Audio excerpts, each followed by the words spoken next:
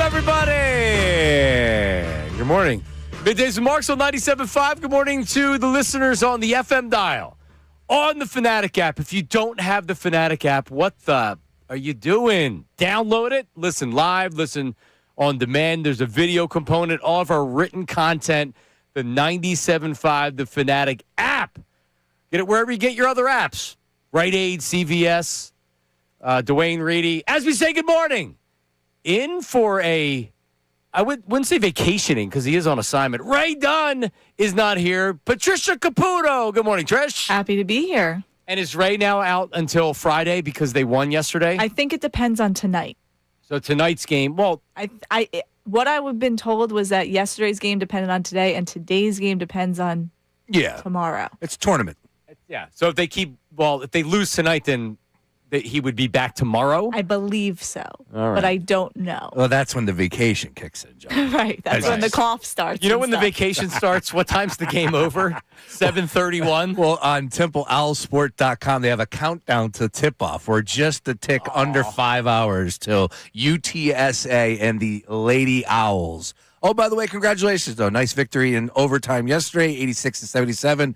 Apparently, they blew a 17-point lead at the end of the second. And Ray Dunn is the voice of the Lady Owls. Yeah, how about that? There you go. As we say good morning to Sean Brace. Hi, Oh, Sean. it's great to be here, John. And absolutely. Number one, beautiful day in the neighborhood, right? 80 degrees yesterday, still nice and warm today. However, I'm seeing snow potentially tomorrow.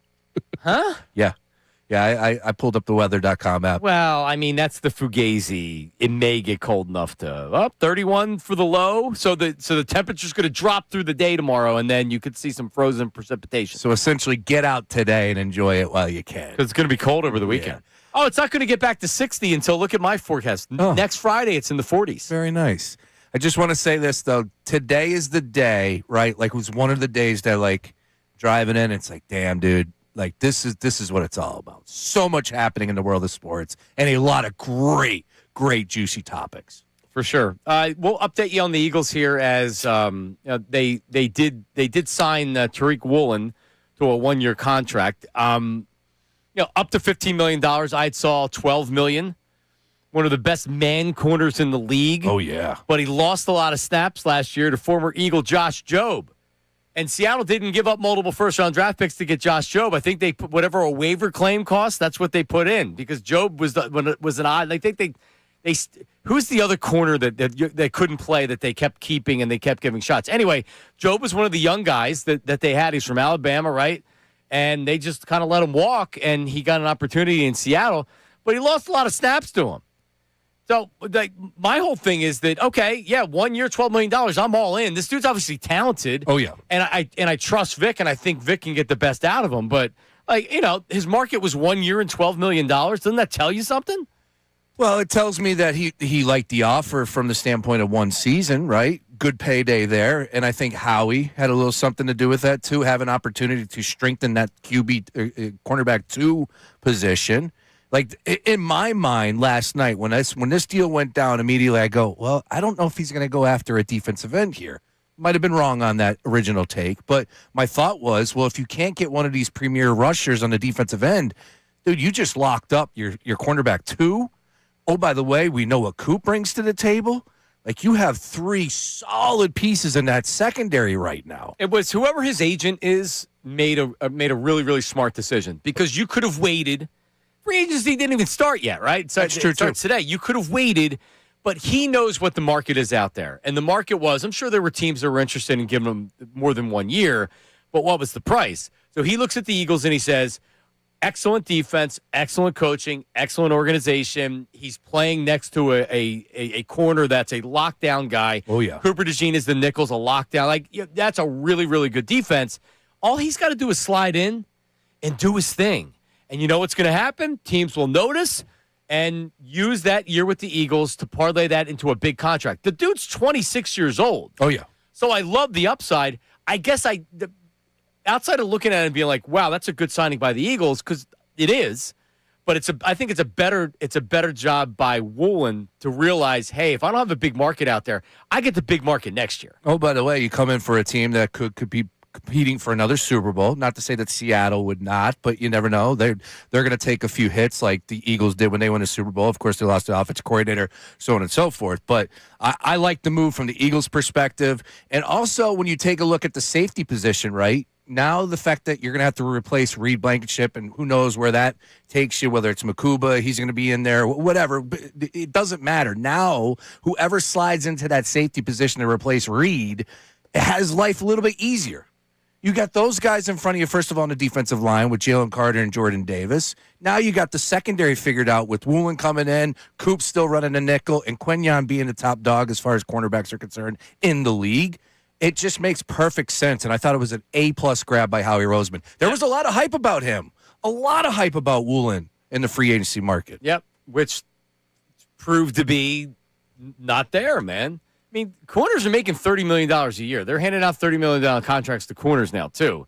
And this guy didn't have that. He not only did not have that market, the best he could do, which, by the way, $12 million up to $15 million for 1 year is a really, really nice one-year contract. And then correct, yeah. It's like a void year in baseball. Like, all right, we'll do a 3-year contract. I'll take a void year. Look at Bregman. He parlayed that 1 year in Boston to a huge contract in free agency. That's kind of what it is here. Yep. Without having 2 or 3 that fall back on in case that you don't have a great year. He's got everything to play hard and to play the right way and to it's exciting. It really is. It really is. And, look, he had an unbelievable rookie season. He was a Pro Bowl rookie. I think he led the league in interceptions that year. Last year, the PFF grades weren't too kind. Just remember, Josh Jobe took his job. Yeah, like I said, they weren't too kind. But, look, those are the types of things that, like, he could probably take and build off of and say, you know what, they didn't want me. Or like, huh? You didn't like Fresh Prince? Why don't they want me, Uncle Phil? Oh. Why don't they want me? That's a top TV moment ever. It might come up later in the show. It might. It might. Yes. I know. I think I know where you're going with that. Yeah, but overall, 1 year contract, and now you're talking about the strength of your team is the secondary, and then all right, we don't have the defensive. If you don't have the pass rush, then you better have some guys that can corner. And you know what? You know what the words are? What they're calling the secondary. They have the stickiest secondary in football. I've heard a couple of the reporters say that. That's what the Eagles are telling people. I like that. They have, Colarulo probably comes in today and says they're the stickiest secondary because that's what they told him. I wonder what Reek's podcast games are. Maybe he can sit down with Coop and fill that void, right? So are we all like round of applause for the Woolen thing? Yeah, I think it was a great move. And they're not done. Right, so they're not done. So the other big news we'll do with Romeo Doubs signs with the Patriots yesterday, and immediately it's that takes the Patriots out of that, and then a number of reporters came out and said no, that's actually not the case. It doesn't mean that they're going to give Howie what he wants for AJ Brown, but it doesn't take them out of the AJ Brown trade sweepstakes, which is good because you still feel like okay, they want him and they still want him. But it's, again, a negotiation. And at some point, Howie's going to have to come down a little bit, I would think, and settle for something, or he doesn't. And he's going to play this out. He's going to play the long game. And if I'm comfortable with him doing that, it's going to be painful on our end to have to deal with it. And I already got people being like, see, told you they would want to trade AJ. And I'm like, what do you mean they don't want to trade AJ? They're doing everything they can to trade A.J. Brown. Yeah, I'm still going to hold on that. I still believe, and there are other people in the media that are saying that he's still getting traded. I get it. And again, I know we have to throw this caveat out there. I don't want A.J. Brown to be traded. I don't want A.J. to go anywhere. A.J. is the one rumored to be requesting a trade last year. So we always have to throw that out there. This move for Romeo Doubs does not take them out of the A.J. Brown conversation. It does make things a little bit interesting as far as falling back. It helps them if they don't get A.J. Brown. Oh, absolutely. It just does. This doesn't help the Eagles at all. But it's just one. I saw a graphic. We were just talking about graphics or sticky.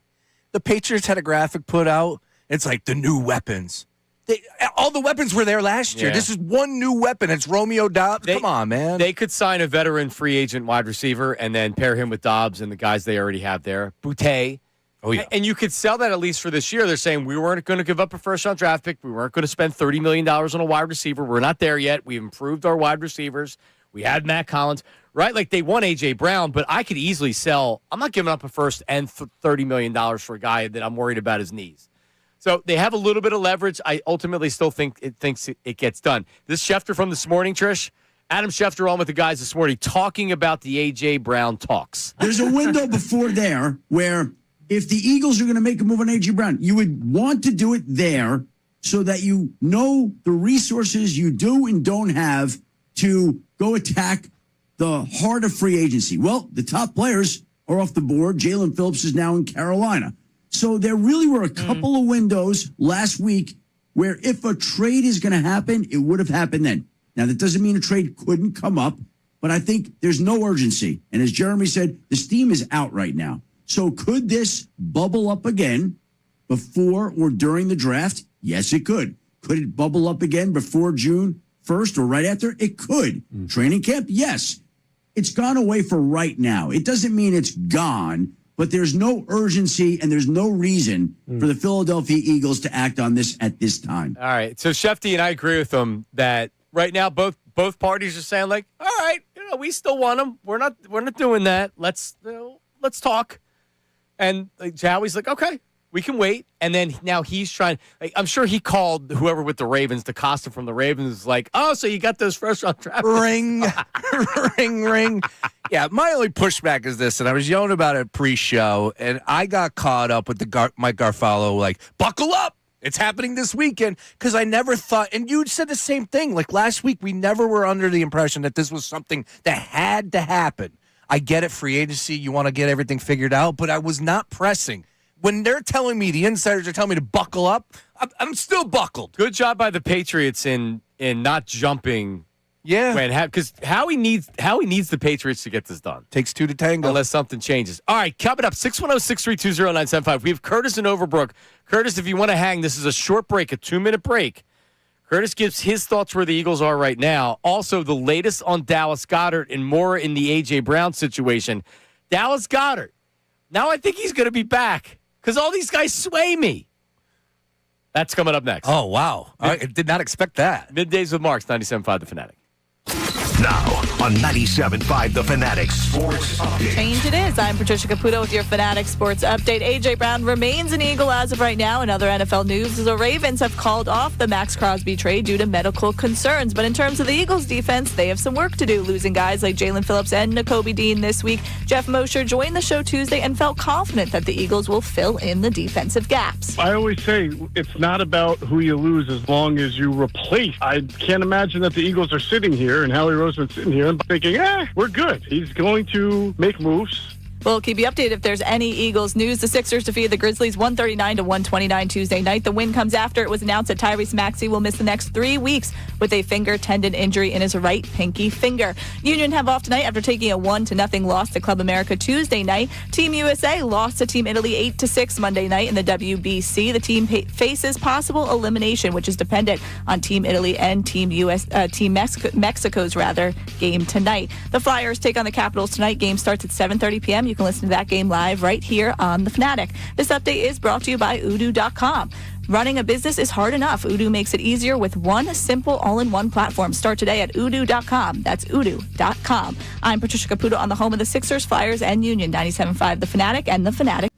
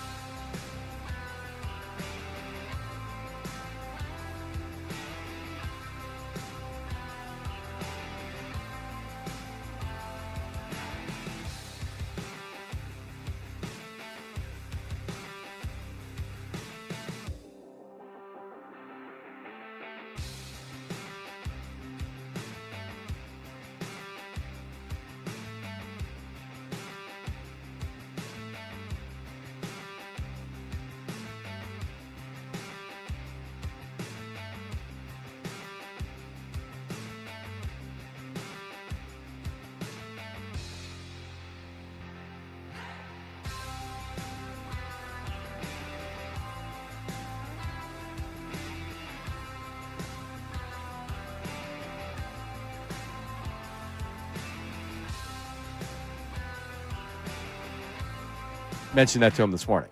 Negative Nate.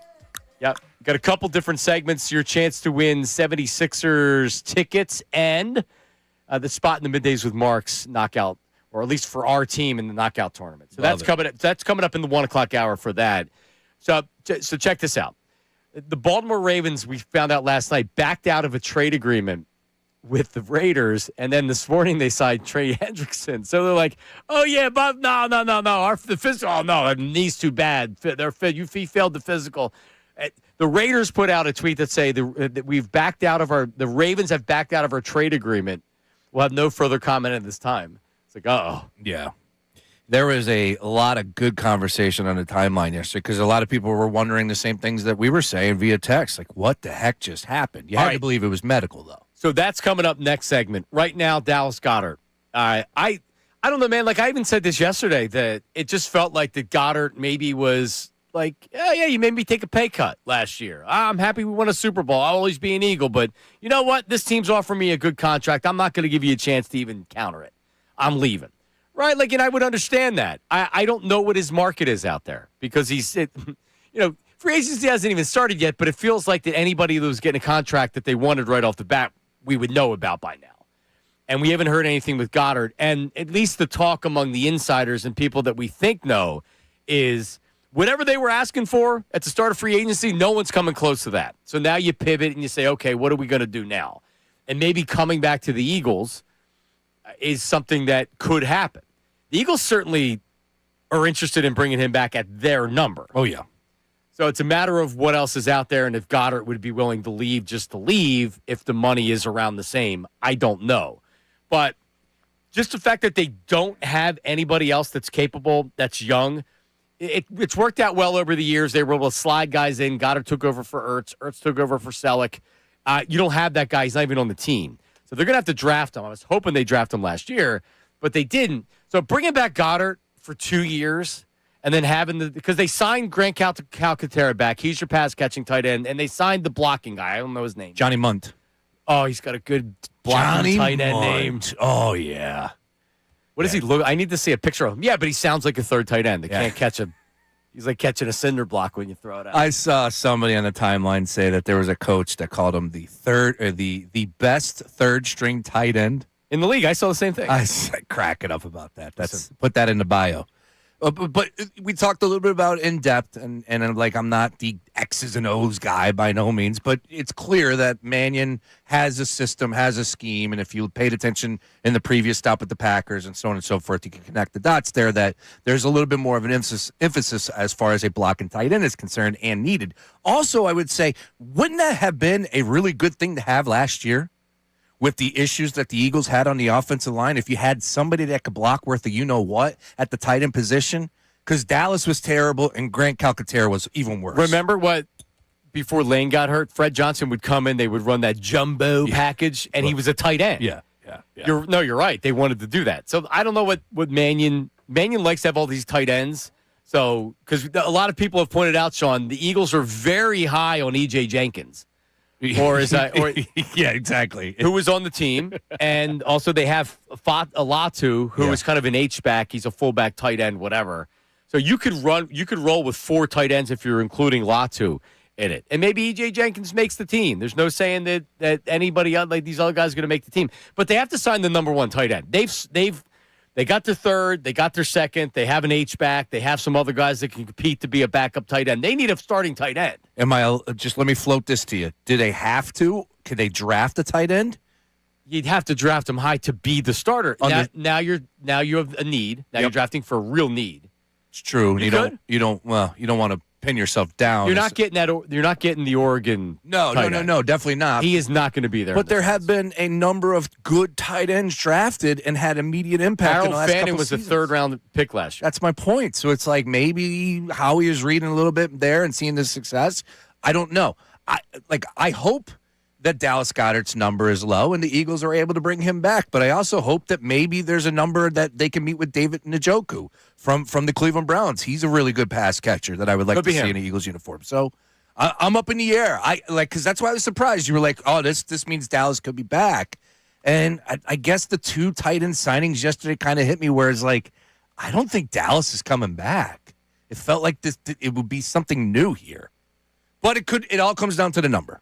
So there's just not a lot of likely gone, Otten gone. So now, I mean, Jonnu Smith can't be your starter, right? No. And even Hooper went off the board. He's at least the guy that that potentially has the ability to be a pass catcher. But the guys that are available out there, I mean, Taysom Hill. Do they like Taysom Hill? I'm good with Taysom Hill. Yeah, for $1 million or something like that. For some odd reason, Zach Ertz, his name pops up. He got tore in half, and it really stunk to see that because Zach is a great dude and he has a huge connection here. But that was terrible, and I just don't see that happening. Could here. Bellinger be your starting tight end from the Giants? No, I don't. I actually like Bellinger a little bit. Yeah. He only had 19 catches last year, so I guess probably not. No, he's a second or a third tight end. So I guess my point is that don't they have to sign somebody? I believe so. You're talking about A.J. Brown not coming back, and then you're going to have whoever is your starting tight end. It just seems like that Howie would have a better plan than that. And Bellinger signed with the Tennessee Titans is what I'm seeing here. Is that right? Is that correct? Yeah. He is a Tennessee Titan. He got 3 years, $24 million. $14 million guaranteed. Okay, so 2 years of essentially almost $8 million. Yep. Okay, so that's a low-end number one. They're signing him as a low-end number one. I guess your answer is correct. Yeah, he could be viewed as that. All right, let's take a phone call here. 610-632-0975. 610-632-0975. Only the fourth or fifth time that I almost did the two. Only happened a few times. Let's go to Curtis. Curtis in Overbrook. What do you got, Curtis? How are you? Oh, man, how are you? Good, bro. All right. It's been a long time since I've talked to either of you guys, but it's a pleasure to hear y'all back on the station. Congratulations. And I'll get to my point. I wanted to call and just say that I'm actually happy with the corner that they got. They needed to show up the second corner position. It was just a complete liability to me during the season. Even when Adoree was playing well, teams chose to target him more than probably a lot of other players on the field at that time. So I'm happy with that. And I'm also looking for Howie to move up and make a splash in the first round and grab us a tight end. And that's not something we've ever done, but this is Howie, and we need to keep AJ and then bring in a younger tight end because then you're putting more pressure on defenses to cover the middle, which is going to open up the outside. It's going to actually take that safety out of the box, which means that Saquon is not going to be seeing loaded boxes as much because if you bring in a world-class tight end right now, man, and just make sure that your offensive line plays well, you have a great thing going into next season. So, Curtis, you mentioned bring back AJ, and a lot of people have that opinion, but not your opinion. Wouldn't you agree it seems like the Eagles are interested in getting rid of AJ, or not getting rid of, trading AJ Brown? No. That's all smoke and mirrors, man. Nah, man. Of course he was not happy, and of course he complained. But he was complaining about what all of us would have complained about. Yeah, like the route tree was terrible. Like you can't have a guy like A.J. Brown run like 4 routes all the time. That's just not going to work. Oh, no, Curtis, listen. Last year, and I appreciate it, buddy. Last year that was pathetic, but I think everybody, like, if you're still, that's not true, it's being made up, or the Eagles are just saying that, it doesn't mean that he's going to actually be traded. But, I mean, at this point, I think everybody has to acknowledge the Eagles are trying to trade him. The Eagles are trying to trade him. They haven't come out and said we're not trading. I mean, it's known by everybody in the league that they're trying to make a deal. Stop with the nonsense here. You're not going to have. Yeah, thank you for the words, Curtis. Great to hear you. But you're not going to have that type of conversations taking place, and for all the insiders to report it. Matter of fact, like yesterday, Jeremy Fowler, who's really good. And he's definitely my number one go-to guy. I'm not lying. He's number one? Absolutely. He is not one that is just, spitting hot fire, trying to look at me, very calm, cool, and collective. It feels like he does his research. I like Jeremy Fowler. He's proved a lot to me over the past few months. And I won't lie, it's because he was hopping on this show that I started paying attention to a little bit more. No, but he's really good. He's been featured a lot more. Well, he's not like the Rossini that just states the obvious and throws it out there. Correct. Or like and Schefter gets real information. He's just kind of annoying, but like he's also very good. Mm-hmm. And he was good. He's on our station, and I need to be nice, Sean. Oh yeah. Here's Albert Breer, but like. When Shefty says something, you can say he doesn't know what he's talking about, or you can be like, yeah, he knows something. Like you can dissect what he's saying. And right now, what he's saying about AJ Brown, I absolutely believe.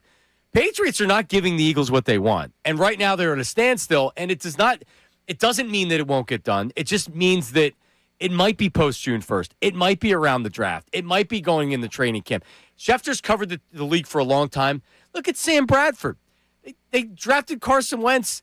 Sam Bradford was going to be the starter. They gave him a new contract. They traded him when there was an injury to Minnesota. You never know what's going to happen. No, you don't. And that's why I don't really get caught up when they do say, like, these things can change in an instant because it's reality. It really is. In this instance, it is. All right, so here's Albert Breer on the Rich Eisen show talking about, so this is what the Eagles are kind of saying right now. So here's Albert Breer. That this becomes over the next 24 to 48 hours sort of you come to us, and if you come to us with something suitable, then we'll listen. But I don't think the interest in A.J. Brown, I don't think there's like this hot market out there for him right now. And part of that is his age, part of that's the injury history, part of that's the contract.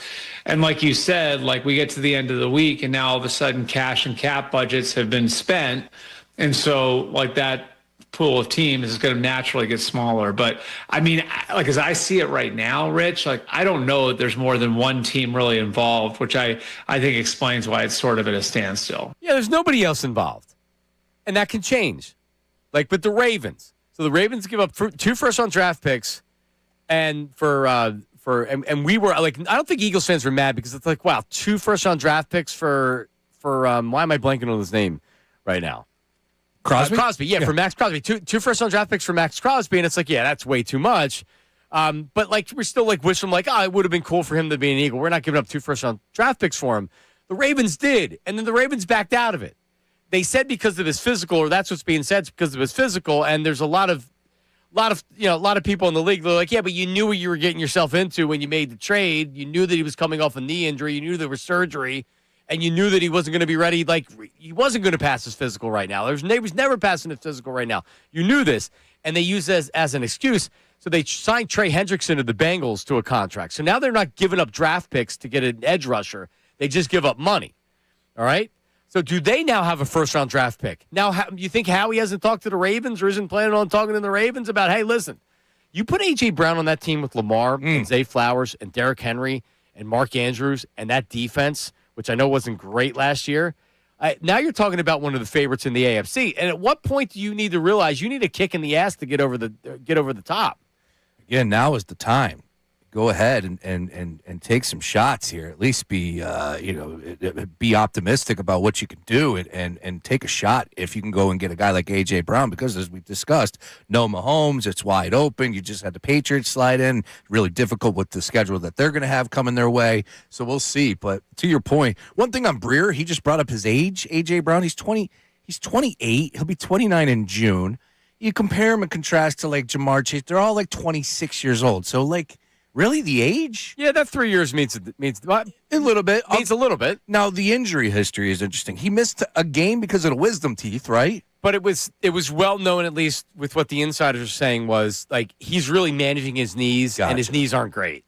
So he's lost some explosiveness, which he has. Yeah, a little bit. He's not the player what he once was. Here's why there's not a huge market, or the only team right now talking to the Eagles is the Patriots. Price tag of a trade. Amount of money he's making the contract, and the fact that he's not 27, he's not 26, he's 29. He's to me he's still worth a back of the first round draft pick. But if there's no other teams that are involved, it's going to be hard for the Eagles to get that unless if the Patriots are willing to lose him based on what the Eagles are asking for, then the Patriots are probably going to lose him. Howie's going to need to bend a little bit here, but he doesn't need to do it right now. Man, he's a guy that can fetch you 120-plus targets. Just from the Ravens' perspective, back to what you said, John, immediately they're favorites in the AFC. No ifs, ands, buts about it. You talk about putting a team on primetime television, they're the number one choice.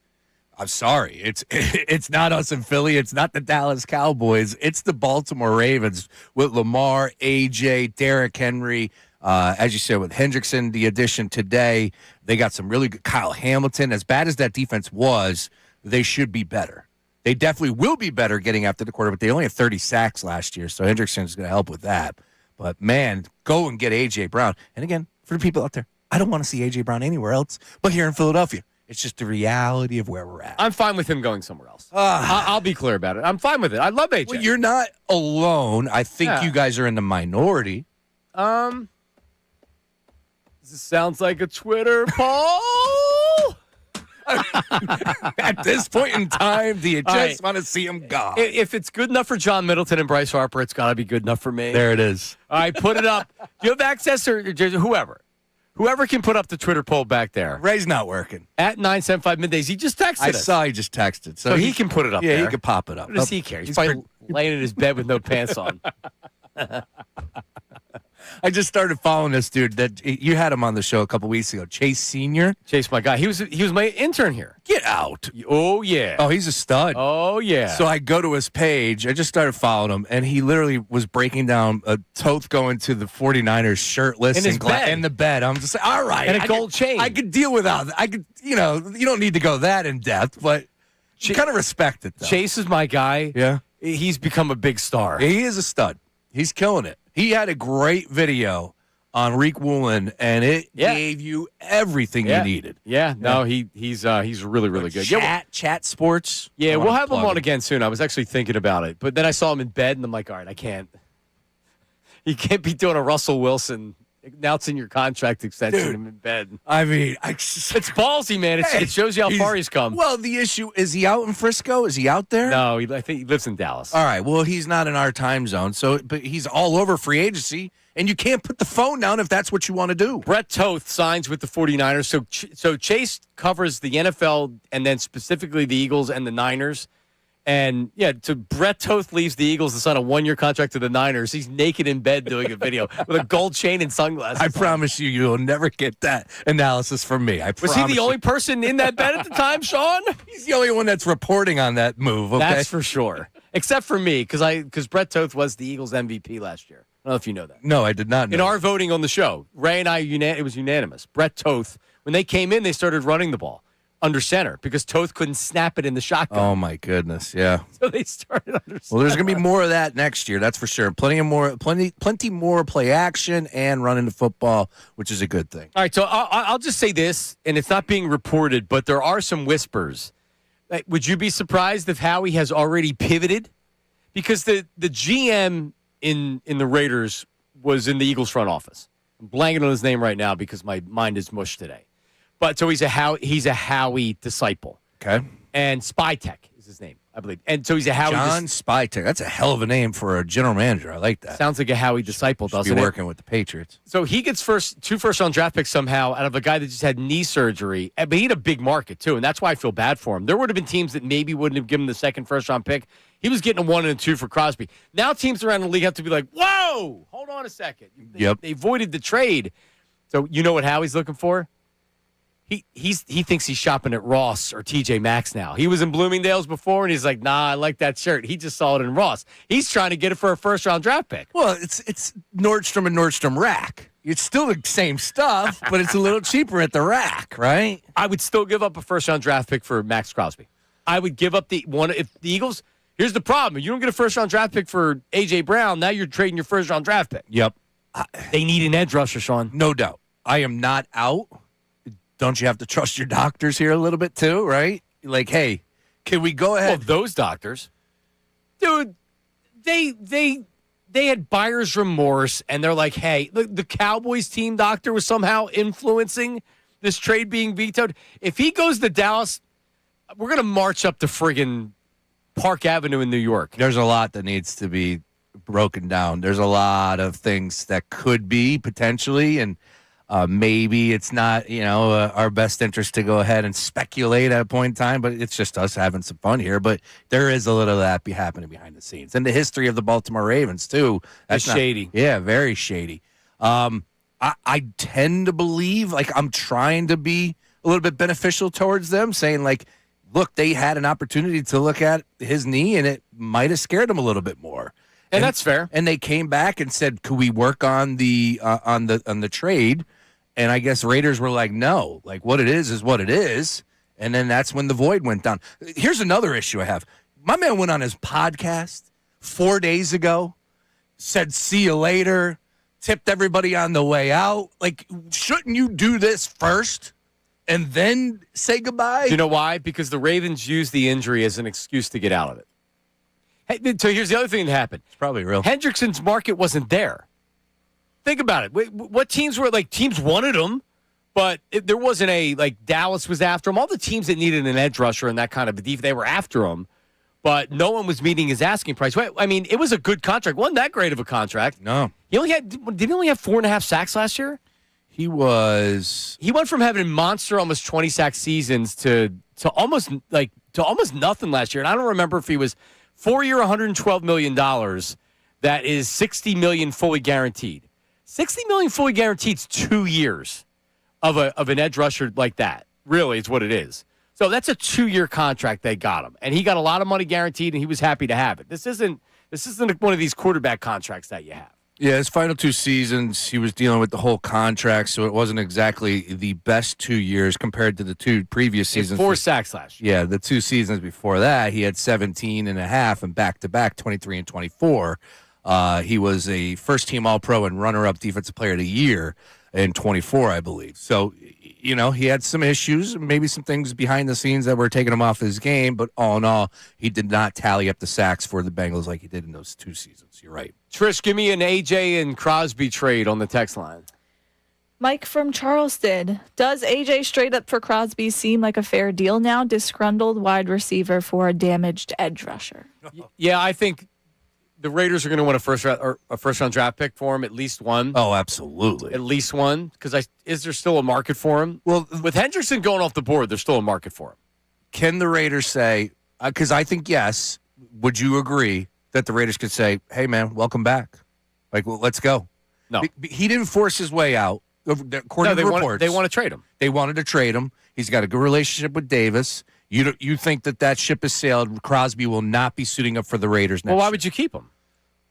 Because they didn't know they were going to get 2 first-round draft picks, a true first-round draft pick offer. Honestly, it's way too much for the player, especially coming off an injury. They were stupid to do it, looking at it in hindsight. But he's still a good player. It wouldn't have been a disaster. Yeah, it would have been a good trade for the Ravens until they give up 2 first-round draft picks. But now, if you can keep him for what? They went out and they put some at least money on the defensive side of the ball. They got Nakobe Dean in. They signed 2 other free agents. They got some things moving in the right direction. They're not going to win next year, so I guess you're right. Just go trade him and get the first-round pick. Does Crosby want to rebuild with the Raiders? No, he was at peace with. But he wants to come to the Eagles. Yeah, get him. Trade him. Get him here. Trade for him. $30 million a year. Who cares? They need an edge. Dude, their edge rusher is a major issue. They can have all these other players. If you can't get the quarterback, that's a problem. It's a huge problem. But you are at least shored up in the back end. No, you have a dominant defense. You can win with your defense. Oh, yeah. But if you get Crosby in here, there's no doubt in our minds that Howie Roseman's on the phone.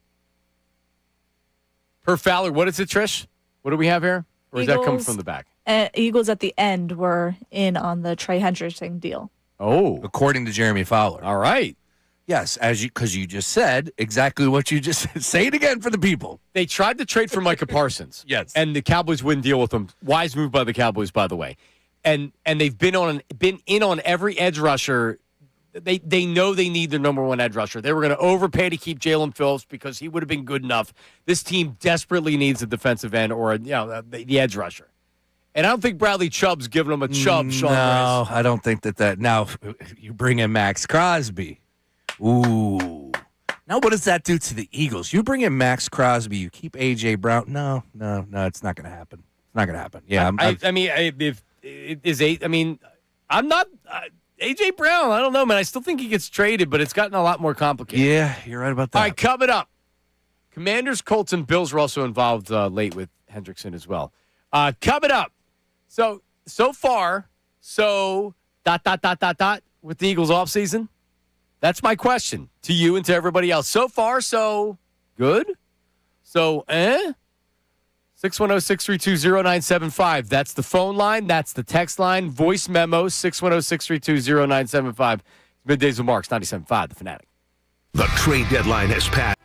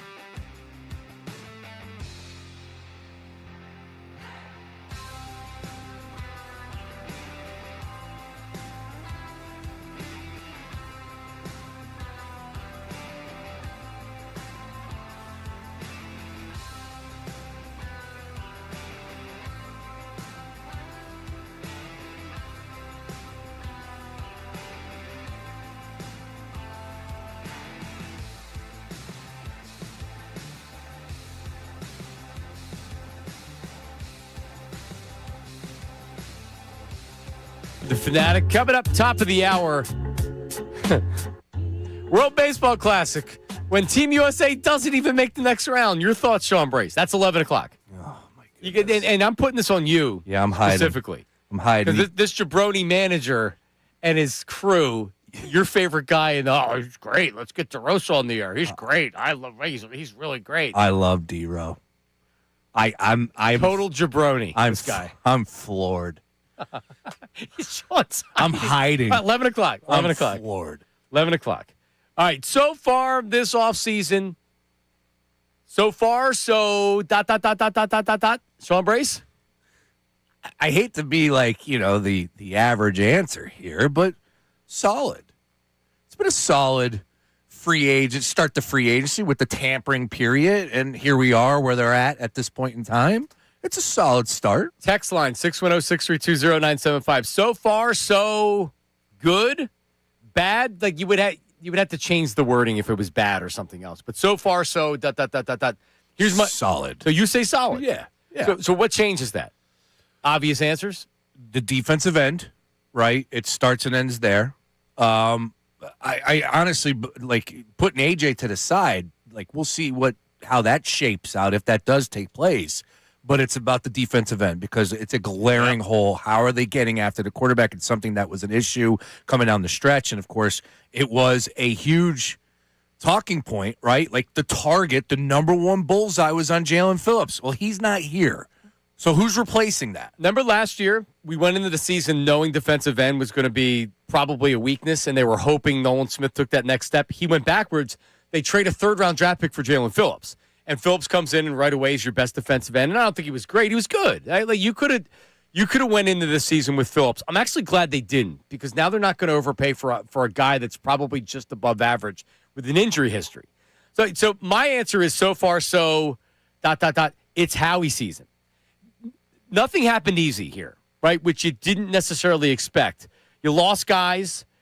The A.J. Brown trade didn't happen like you were hoping it was going to happen. When Mike Garafolo says, and some of those guys are saying, like, yeah, it seems like there's real momentum for a trade to happen. You know why they think that?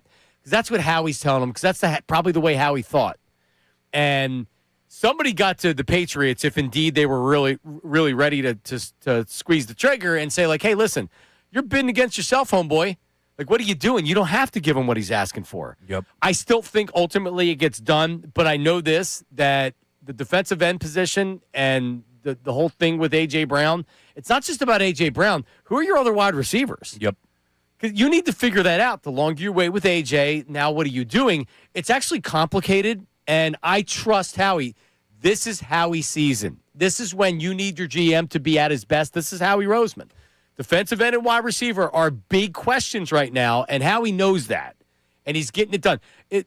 I don't know if they're going to get Max Crosby or they're going to get that high-end defensive end. He knows they need to get that guy, and he's trying to get him. Absolutely. Howie knows what's happening here. Let's hope he does. Yeah, and we talked about it yesterday where misreading the market. It was a great conversation with Jeff Mosher. Check out that, please, wherever you get your podcasts at 975thefanatic.com as well.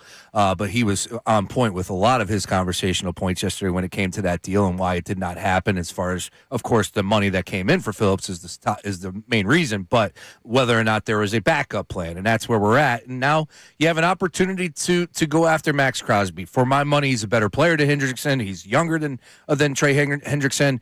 I know he's dealing with a little bit of an injury at this point in time, but I'm ready to sign off on that. You bring in Max Crosby, we're talking about an A+ offseason by Howie. Let's go to Mad Mike. Mad Mike checking in. So far, the offseason, Mad Mike, how you feeling about it? Hey, first of all, I want to talk about this loser, Bryce Harper, who's complained all the time about, I don't have protection. And then he's got Aaron Judge behind him, and he still can't hit for anything. What He's a loser. 3 for 14. The sample size, oh my God, like Bryce Harper's going to be bad this year because of 14 at-bats in the World Baseball Classic. Believe me, I've seen all the negative people like you, Mad Mike. I've seen it out there. Whatever. Hey, first of all, baseball's stupid anyway, and it belongs in the 1890s. All right, so then stop talking about it and talk about the Eagles. Also, do you remember Trey Turner ripped the cover off the baseball? Didn't he struggle to start that season too? He did. Yeah, 23. We made him the I just want to MVP. rip Bryce Harper and the that lose. I just hate him. I think he's You don't such a like anything fraud. Mad Mike. He's a phony. He's like such a pretending Philadelphia Mad Mike, guy. when I picked my daughter up from school, I was told that, like, you're not supposed to ask them, like, hey, honey, how was your day? You're supposed to ask them more of a pointed question. So one of the pointed questions I ask is, what made you smile today, Kendall? Mad Mike, what made you smile yesterday? I'm just First of wondering. all, that's such a nonsense. When my kid gets off the bus, hey, buddy, how was your day? I'm not, hey, what made you smile? You father of the year. I love it, Mad Mike. No, it's Mad Mike, what made you smile yesterday? I need to know. Knowing that all these hoagie mouths out here, How old's your youngest? Mad Mike's been on the phone with me with a 2-year-old crying in the car. Oh, and my goodness. Right, how old's your youngest now, Mike? He is he'll be 7 in a month. Okay, so that was a while ago. Yeah, he would have a 4-year-old in there, and Mad Mike's ripping Bryce Harper and killing Howie Roseman. He's sitting in the back listening. Yeah, no, I'm teaching him from a young age. Yeah. It's like let the hate flow All right, through you, buddy. so far with the Eagles, Mad Mike, There's what do you no think? participation trophies happening in that household, that's for sure. No, absolutely not. No. All right, well, What was your question? well, you John? already ran out of time because you're messing around. How many minutes do we have here coming up here? All right, well, Mad Mike, 30 seconds on your Eagles thoughts for free agency. They're not going to do anything. They're not getting Max Crosby. They're not getting any big time defensive ends. They're going to sign middling guys, and they're going to go into Bradley the draft, Chubb. and that's it. Yep, That's Chubb. it. Get a Chubb for Chubb. All right, Mad Mike. Thanks. Well, hold up. I'm not. No. Because that means the Dallas Cowboys are getting Max Crosby. So I'm not ready to go down that For path. sure, their team doctors in cahoots with the whole thing. Howie is making calls right now, connecting the dots, and I think the price tag went, drastically down versus what the Ravens had to give up. Max Crosby is a possibility to end up with the Philadelphia Eagles. 28 years old, and for my money, dude, just trust your naked eye. He is a better player, top to bottom. Getting after the run, getting after the quarterback, more athletic than Trey Hendrickson. Yeah. Oh, for sure. I want Crosby. Yeah, for sure. It would be if they got him for a first-round draft pick, I'd be happy. And they had to give him a new contract, $30 million a year. Boom, let's go. That defense. Oh man, you talk about a fun defense with those two monsters in the middle. Remember him talking about how grimy of a city we are, and he liked us. He said he fit in. We got to play it again. Yeah, I was getting goosebumps when he said it before. the emojis, they're back. Are they back? The eagle emoji, it's back. Did he tweet out an eagle emoji today? No, his wife did though. Good. All right. So that's coming up. We have the World Baseball Classic and the nonsense that happened with that. Are you kidding me? Team USA not only loses, they're at risk to not make the next round, and the freaking manager didn't realize it. He put out a B team not knowing that if they lost and they gave up a lot of runs, they could be eliminated due to some fugazi tiebreaker. I'm not believing it. We're going to play the sound, and we'll talk about it coming up next. Middays with Marks 97.5. Now on 97.5 The Fanatic Sports Update. Change is happening. I'm Patricia Caputo, and this update is brought to you by Uber Eats. Philly, you hungry? Good thing Uber Eats has a great deal waiting for you at Coco's Cookies and Creamery. From now to March 31st, get a buy one, get one free deal on a milkshake. All on the Uber Eats app. Order now only on Uber Eats. Terms apply. See app for details. A.J. Brown remains an Eagle as of right now. In other NFL news, the Ravens have called off the Max Crosby trade due to medical concern, but signed Trey Hendrickson to a 4-year deal. In terms of the Eagles defense, they have some work to do. Losing guys like Jalen Phillips and Nakobe Dean this week. We'll keep you updated on any more Eagles news. Sixers defeated the Grizzlies 139-129 Tuesday night. The win comes after the team announced that Tyrese Maxey will miss the next 3 weeks with a finger tendon injury in his right pinky finger. Union have off tonight after taking a 1-0 loss to Club America Tuesday night. Team USA lost to Team Italy 8-6 Monday night. The team faces possible elimination, which will be dependent on games outside of their control. Flyers take on the Capitals tonight. Game starts at 7:30 p.m. You can listen to that game live right here on The Fanatic. This update is brought to you by Udo.com. All your business apps in one place. Running a business is hard enough. Udo makes it easier with one simple all-in-one platform. Start today at Udo.com. That's Udo.com. I'm Patricia Caputo on the home of the Sixers, Flyers, and Union. 97.5 The Fanatic and The Fanatic.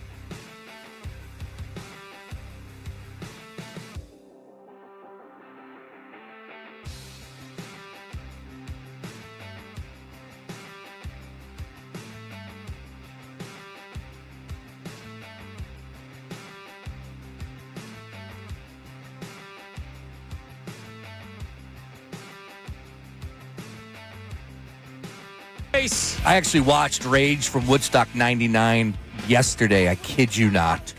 On Threads.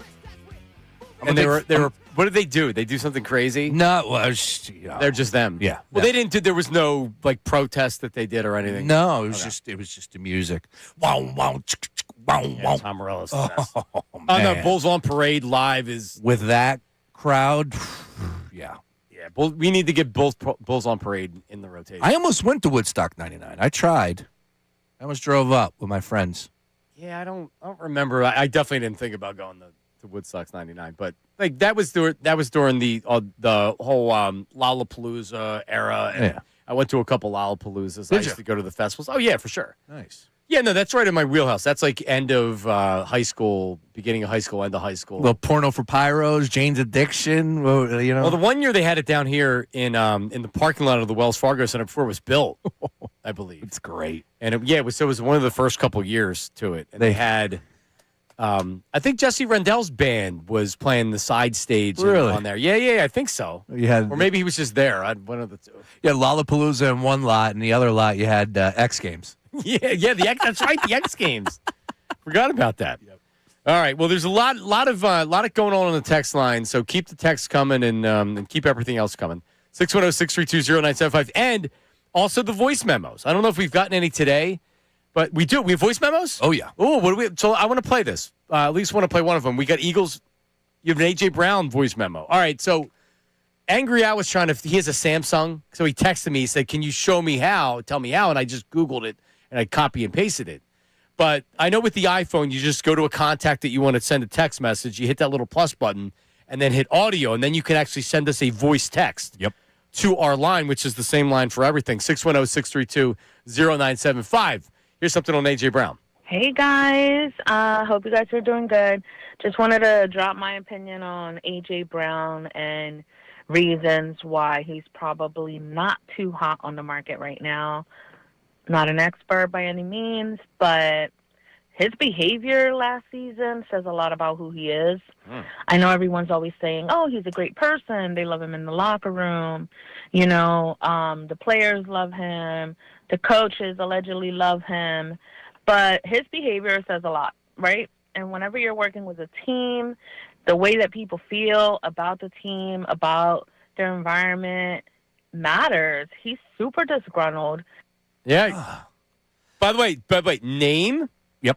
location, All right. occupation. Love it. And I love that text right there. Yeah. That voice text. At the end of the day, like it's beauty is in the eye of the beholder, right? Like we had that one caller tell me he quit, and like I don't want to sit here and disagree with that, but I think it is a little strong, and to say he was extremely disgruntled, I think that's a little strong. I never got the impression that he was extremely disgruntled. You think so? He I thought requested a trade during the season. Well, but we didn't know about it. No, he handled himself very slyly. All right, that's my point. Like, if he was extremely disgruntled, he would have said to the media, "I want out." Like, Sean, it was a work of art. He toggled between social media platforms to voice his displeasure. yeah, I mean, I admire it. It was unbelievable. He never actually said anything negative publicly or tweeting. correct. He said about the passing game, and that was it. That was like the most negative thing that we got. And that was 2 years ago, right? And it was deliberate, and it's deliberate. He's smart. He cools off after games when he's pissed. Like, but I don't disagree. Like, I just think it's in everybody's best interest that he moves on. And by the way, A.J. Brown is the one that also wants to be traded. Everybody keep that in mind. A.J. Brown is the one that's saying I want to be traded. Yeah, and then to the point about him not being a good teammate. I just it's on the banner. You got to bring it up. He was a captain. Oh, by the way, look at his Instagram page, right? Like all these guys are getting signed, and he's showing love to every one of these guys on the way out. He doesn't have to do that. Sean, these are the little things I pay attention to. Inside the locker room, not just lip service or whatever. Everybody behind the scenes will tell you that they love him. Coaches, players, front office staff, owner, everybody loves him. Yeah. So, like it's pretty clear. It's sometimes guys just need to move on. I agree. He's a complicated guy. He's goth, remember? He likes goth music. He is. We need the music when we talk about AJ. We need the Yacht Rock song that we selected when talking about AJ, because he does make you feel good. Yes. And that's what Yacht Rock's supposed to do. It's supposed to make you feel good. Oh, I love Not like Halle Berry made But Billy Bob Ford didn't feel good. No. Or that was the other way around. Feel Make good. me feel good. All right, so we'll give you more of those voice texts because we have a bunch of them. But the World Baseball Classic, Sean Brace. Oh, man, I'm so ready. The USA taking on the world. The game against Team Italy yesterday. At one point into the game, Sean Brace, they were losing 8-0. Yes, they were. Can we have a little bit of it? Here's Brad Keller, now a Philadelphia Philly, their big signing in the offseason, contributing to the mess that happened yesterday. Grounds it back to the mound. Keller's got it. Low throw gets into center field. DeRazio comes in to score. Throw is past second, backed up by Keller. And it's a mess right now for the Americans. 6-0 Italy. As the choo-choo train in the background. So it went 8-0, and then the Team USA fought back, but they didn't have enough left in the tank. They lose 8-6. Now it's not a big deal, Sean, because that was their first loss. They already clinched the spot in the next rounds. It's like, here's the manager, Mark DeRosa, your favorite. Like, man, the amount of times, Trish, that I've heard about how great Mark DeRosa is, he's talking like, can we get him booked? You have a contact at MLB Network. Mark DeRosa. And I'm like, yeah, I'm sure he's great. He's Team USA manager. But here he is explaining how they already clinched. They don't have to worry about this game. Here it is. Ton of respect for Italy. It's weird. We want to win. We want to win this game, even though our tickets punched to the quarterfinals, because Mexico plays Italy actually tomorrow. So the way the schedule lines up, this is an important game for us. They play tomorrow. The problem is, they actually not true. They didn't clinch anything, and now they're going to need. Did he say punch their ticket? Was that the quote? That is exactly what he said when he misspoke. So we'll tell you how the Team USA still advances in the game, but he was wrong. Now, you know when he figured this out? I guess after the game when somebody told him. Here's Mark DeRosa after the game. Yeah, I misspoke. I was on hot stove with a couple buddies today and completely misread the calculations. We knew that Mexico was going to play Italy and then running all the numbers with if we lost tonight with the runs allowed and runs scored and outs. So I just misspoke. Yeah, it's not misspoke. Not misspeaking. No, it's not. Unfortunately, it's not, because you have to look at what took place heading into the game and the players that did not play, and there was clearly not a lot of emphasis on that game. He rested a lot of big-time players, and you're talking about the most accomplished team in Team USA WBC history. That's what everybody was proclaiming heading into this one. And for him to go into this game where he sat a number of big-time players. I'm trying to pull this up right now. I had the article in front of me. Well, when I saw Bryce wasn't in the lineup, I had thought, well, there must be a lefty starting for Italy, and it's just like you got to get other guys in, and like Bryce hadn't been hitting the cover off the ball.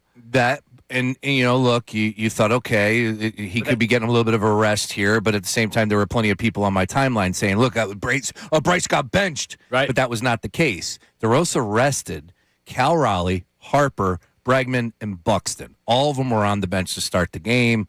And I know it's a deep team, but come on, dude. That clearly tells me that this game was a little bit in just coast mode from the manager's perspective. Yeah. He said it.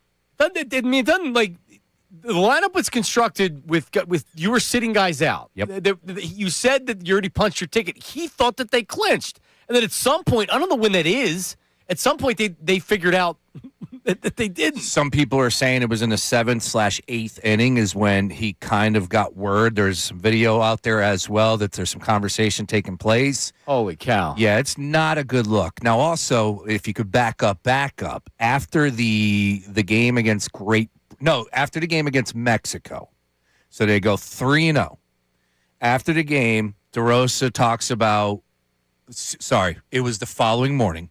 DeRosa talks about how after the game against Mexico, they all hung out and had beers together. And they were and he said, quote, there are a bunch of guys that are hurting this morning. Did he say dragging? Dragging. Yeah, I saw the same thing. Yeah, so he talked about how it was 12:21 before we were still on the bus or something like that. So they were celebrating that they were feeling good and that this game did not mean anything in the grand scheme of things. Well, I hope Mark DeRosa is not planning a professional career as a manager because this is as bad of a look. And by the way, I don't know. Terrible. I don't know who is involved in the management end of it or whatever. I don't know any of that, nor do I care.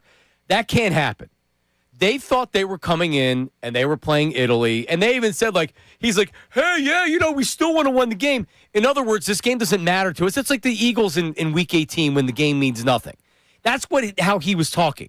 That's a coach talking about, like, hey, listen, we always want to win the game, but blah, blah, blah. He said we already punched our ticket, and then they lose to Team Italy? Are you freaking kidding me? Well, and again, it's on DeRosa. No ifs, ands, buts about it. But can I get some help from some other guys on the staff? Well, that's what I'm saying. Like, no one paid attention? There has to be an administration that is picking him to be the manager and selecting the coaches and things like that. They didn't know? They didn't have conversations? I mean, I don't. How is that possible? Bro, like, this is seriously one of the dumbest things. Like, they thought they clinched, and now they may be eliminated. Now, this isn't a regular season for the NFL or something like that. This is supposed to be about pride. And I know Bryce Harper doesn't have a lot of pride when it comes to World Baseball Classic, Sean. That's a whole nother, post that's going to be written by a lot of people out there. See, this is what happens when you don't take it serious. No, look, you got Skip Schumacher, Andy Pettit was the pitching coach, Matt Holliday's the hitting coach, David Ross, bullpen coach. You got Freddie Gonzalez, Brian McCann, Michael Young. Like, okay, you guys are all having beers. Yeah, they're drinking. How did somebody not sit there and say, wait a minute, just so you know? Fell through the cracks. It's unbelievable. It really is. And by the way, the whole thing's dumb how they do a tiebreaker. The tiebreaker's now run, so I'll tell you, this may not matter. Correct. So if Italy defeats Mexico, that makes Italy 4-0 in the pool play. That would make Team USA 3-1 as the runner-up, right? So Italy and the USA would both advance. But if Mexico beats Italy, and I would believe they're the favorite, we'll tell you more about that in a second, then if Mexico wins, then they're all 3-1. And Mexico would advance, but then it comes down to a tiebreaker where runs determine whether Italy or U.S. advances. So long story short, if Mexico wins and scores 5 runs, Team USA is going to advance. It's run differential and all this other stuff. The fact that Team USA gave up 8 runs last night was really bad for them. So Mexico's allowed fewer runs therein. But if you're assuming a 9-inning game, Team USA would advance if Italy gives up 5 runs or more and they lose the game. So if Italy wins, they're in. But if Mexico wins 4-3, which you wonder if they would try to do that to them, if they win with 4 runs, Team USA doesn't advance. And one more, just to let you know, if this was on the timeline, apparently MLB.com has pulled down the video that Correct. You just heard. And he also went on to say, DeRosa said, quote, in that video, I'm going to get some guys off of their feet, no question about it, close quote. And apparently the league appears to have taken down the video that includes DeRosa's mistaken comments from MLB.com. The Athletic has reached out, and no comment from MLB yet. Of course baseball did that. What a disaster. What a disaster. This is. I mean, and it may not matter. Hopefully it doesn't matter. But Correct. The fact that you could literally cost the team. You got grouped. You got knocked out And in they the were group drinking? stage. They were partying.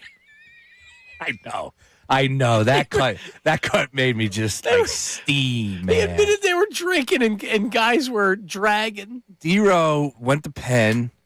He's got local ties. He sounds like he's local. He got that. Is fantastic on television. I know you're a big. The morning show on MLB when there's nothing happening in the sports world and it's just MLB. I start my day every day with that show. All right, so I gotta get to this. All right, because this is the end of it. I can't believe is that the season can be safe. As we mentioned, you need to take this out of Mexico's hand because they may score 4 runs and say we're not going to score again. Seriously, if they score 4 runs, wouldn't you not want to score any more runs?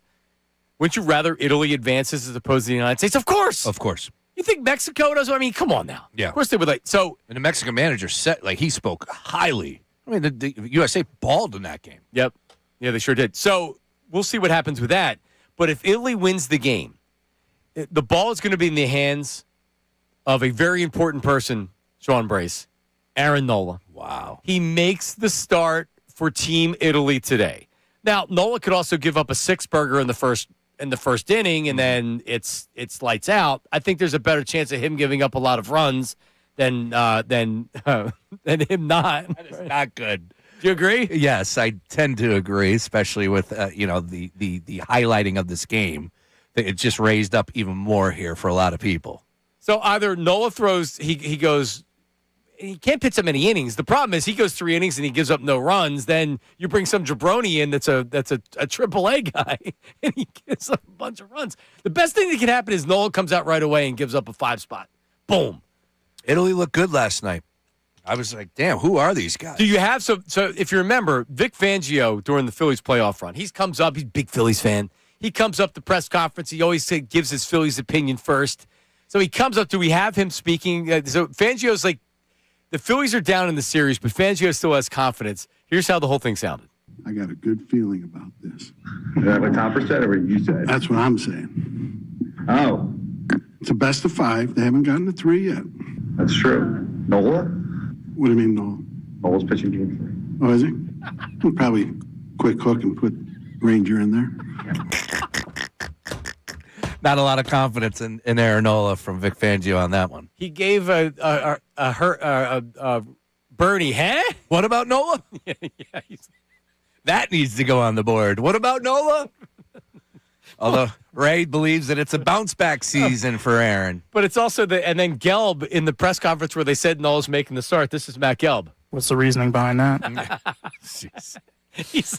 it worked out. Yeah, it was a good move by Topper. Did. Well, let's coming up. All right, Sean, tell us about the new segment that we're doing here. Well, look, so every morning we all take the elevator here in, what is our address? Are we One Bala Plaza. That's what I thought. Yeah, One Bala. So we take the elevator every day, and then you might have it as well wherever you work. But in the elevator, we have this monitor, this computer that flashes you stories, not just sports stories from around the world, all the wacky stuff that's happening global. And so we're going to do a segment called Fourth Floor News, the weird stories that I'm catching while waiting for the elevator. Fun stuff coming your way. I can't wait. That's coming up next. Middays with Marks, 97.5 The Fanatic. Now on 97.5 The Fanatic Sports Update. Change it is. I'm Patricia Caputo with your Fanatic Sports Update. A.J. Brown remains an Eagle as of right now. In other NFL news, the Ravens called off the Max Crosby trade due to medical concerns, but signed Trey Hendrickson to a 4-year deal. In terms of the Eagles' defense, they have some work to do, losing guys like Jalen Phillips and Nakobe Dean this week. Jeff Mosher joined the show Tuesday and felt confident the Eagles will fill in the defensive gaps. I always say it's not about who you lose as long as you replace. I can't imagine that the Eagles are sitting here and Howie Roseman's sitting here and thinking, we're good. He's going to make moves.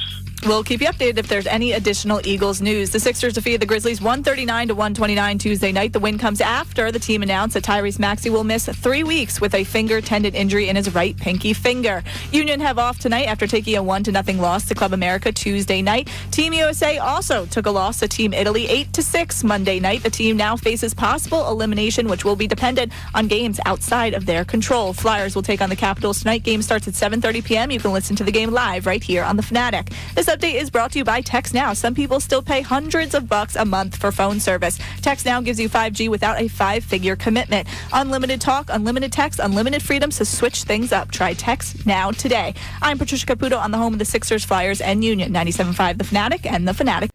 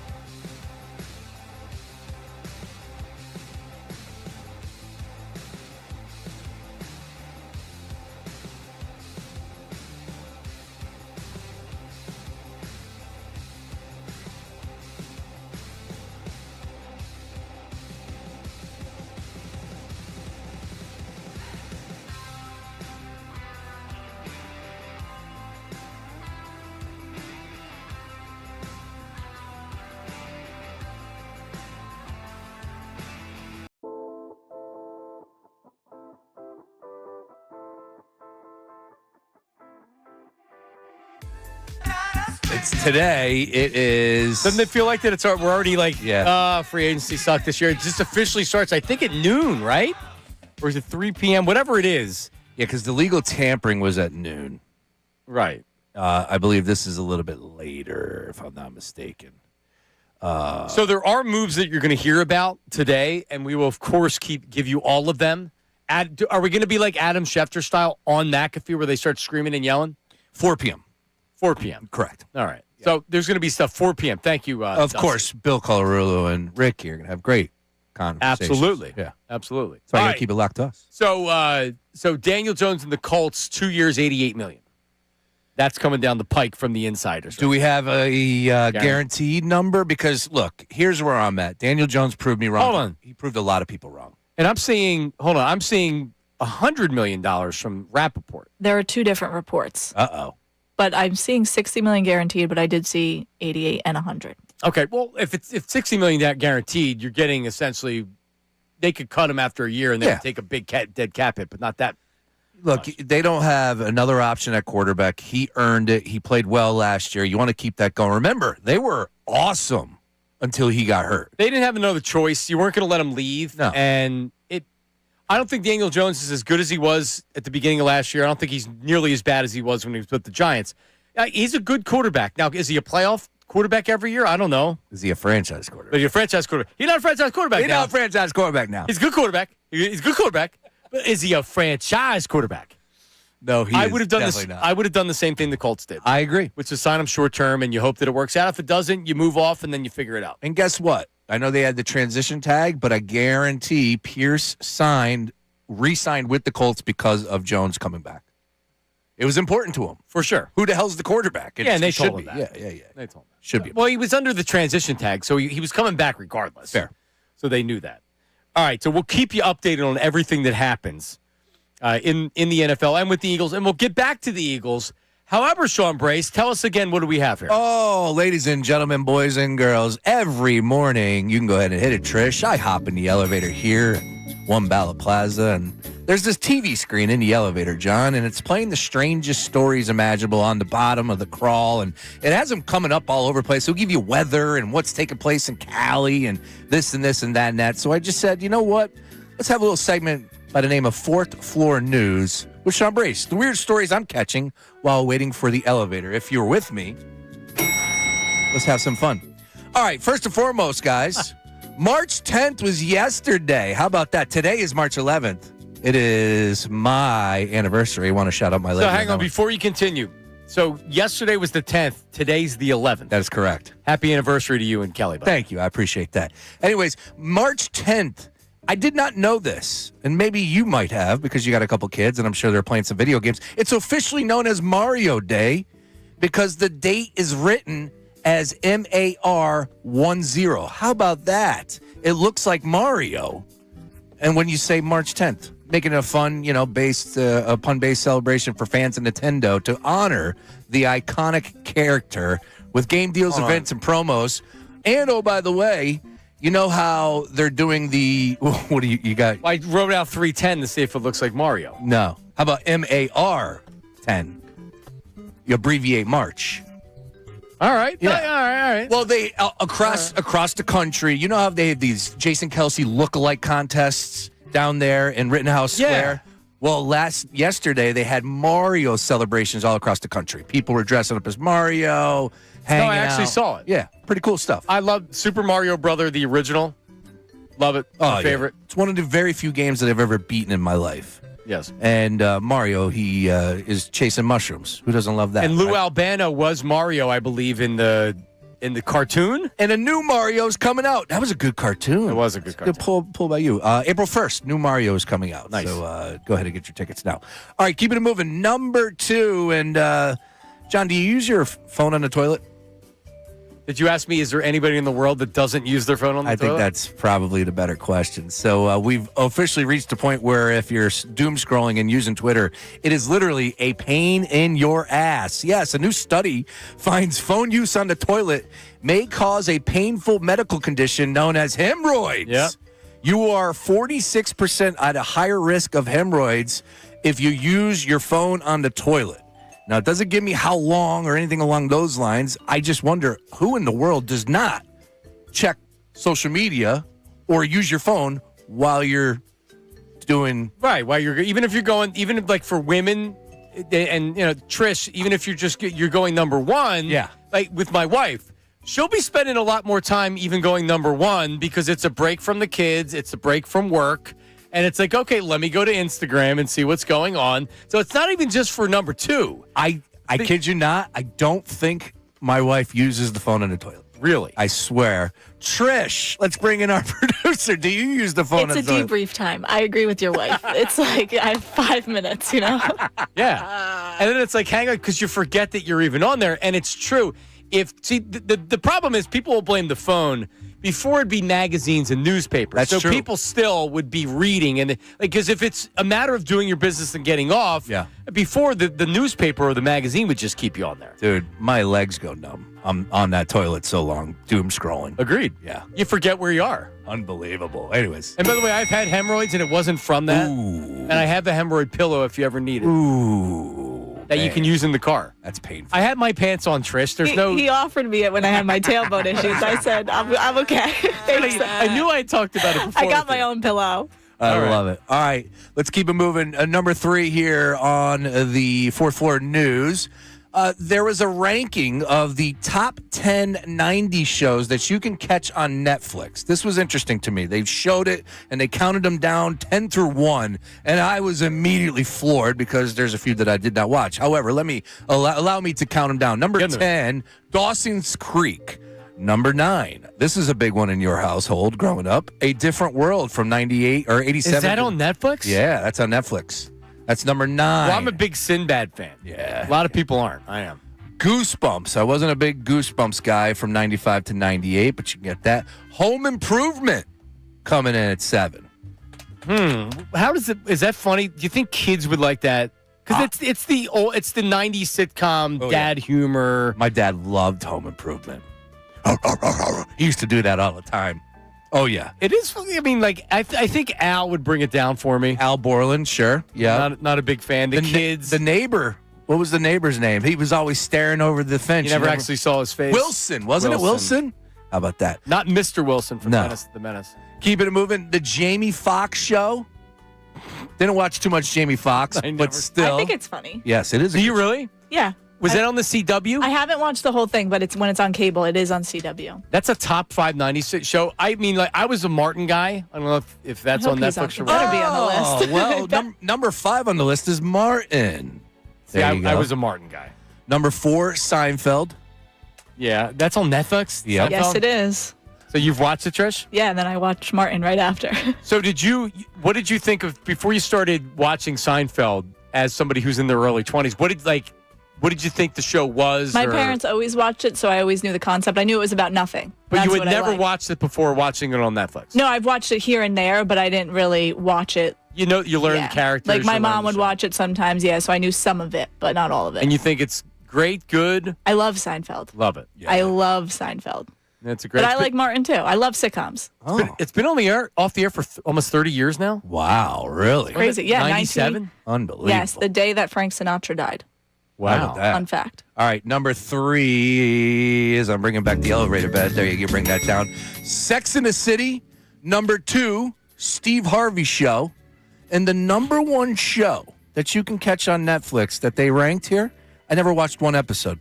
And oh, by the way, it debuted in 99, The West Wing. Yeah, I never watched one episode, nor did I. But like people that watch that show, because it's a drama. Yeah. And it's very well written. It's an ABC. It has the ABC drama look to it. If you're like my parents' age or somebody that's in maybe their mid 40s, I don't think she watches them anymore. But it's still it still gets DVR'd every week. What's the medical drama on ABC? Grey's Anatomy. Oh. That's a Grey's Anatomy, like CBS Tonight, NCIS. My mom's watched it. Everybody loves The West Wing, or they did. I never watched one episode, so maybe I need to go back and go ahead and watch it now that it's available on Netflix. Exactly. I got too much going on. All right.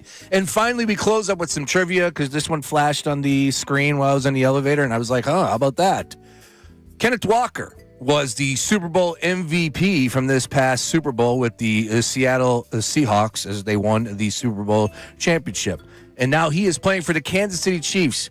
3 other times in Super Bowl history has a player won the Super Bowl MVP and then played for a new team the following season. John Marks, do you have a guess at one of these 3 players? Desmond Howard. Desmond Howard he throws out there, that is correct. We'll give him 1 on that one. Timmy Smith. Is incorrect. Oh. Who the hell is Tim Smith? He was the MVP of one of the Redskins. Oh, yeah. Balls. All right, nice. I don't know. Give me All right, the other ones. the other one was the previous year. So Desmond Howard was in 97. He played for the Green Bay Packers, and then he went to the Raiders. 96 was Larry Brown, cornerback from Larry Brown's a good one. Yeah, Dallas against the Steelers, ended up getting those interceptions. Then went to the Raiders as well. And then in 2003, Dexter Jackson won it for the Bucks as a safety, where he had multiple interceptions against Rich Gannon. Yeah. And in the offseason, he signed with the Arizona Cardinals, where he had 6 interceptions for the Cards. So how about that? Love it.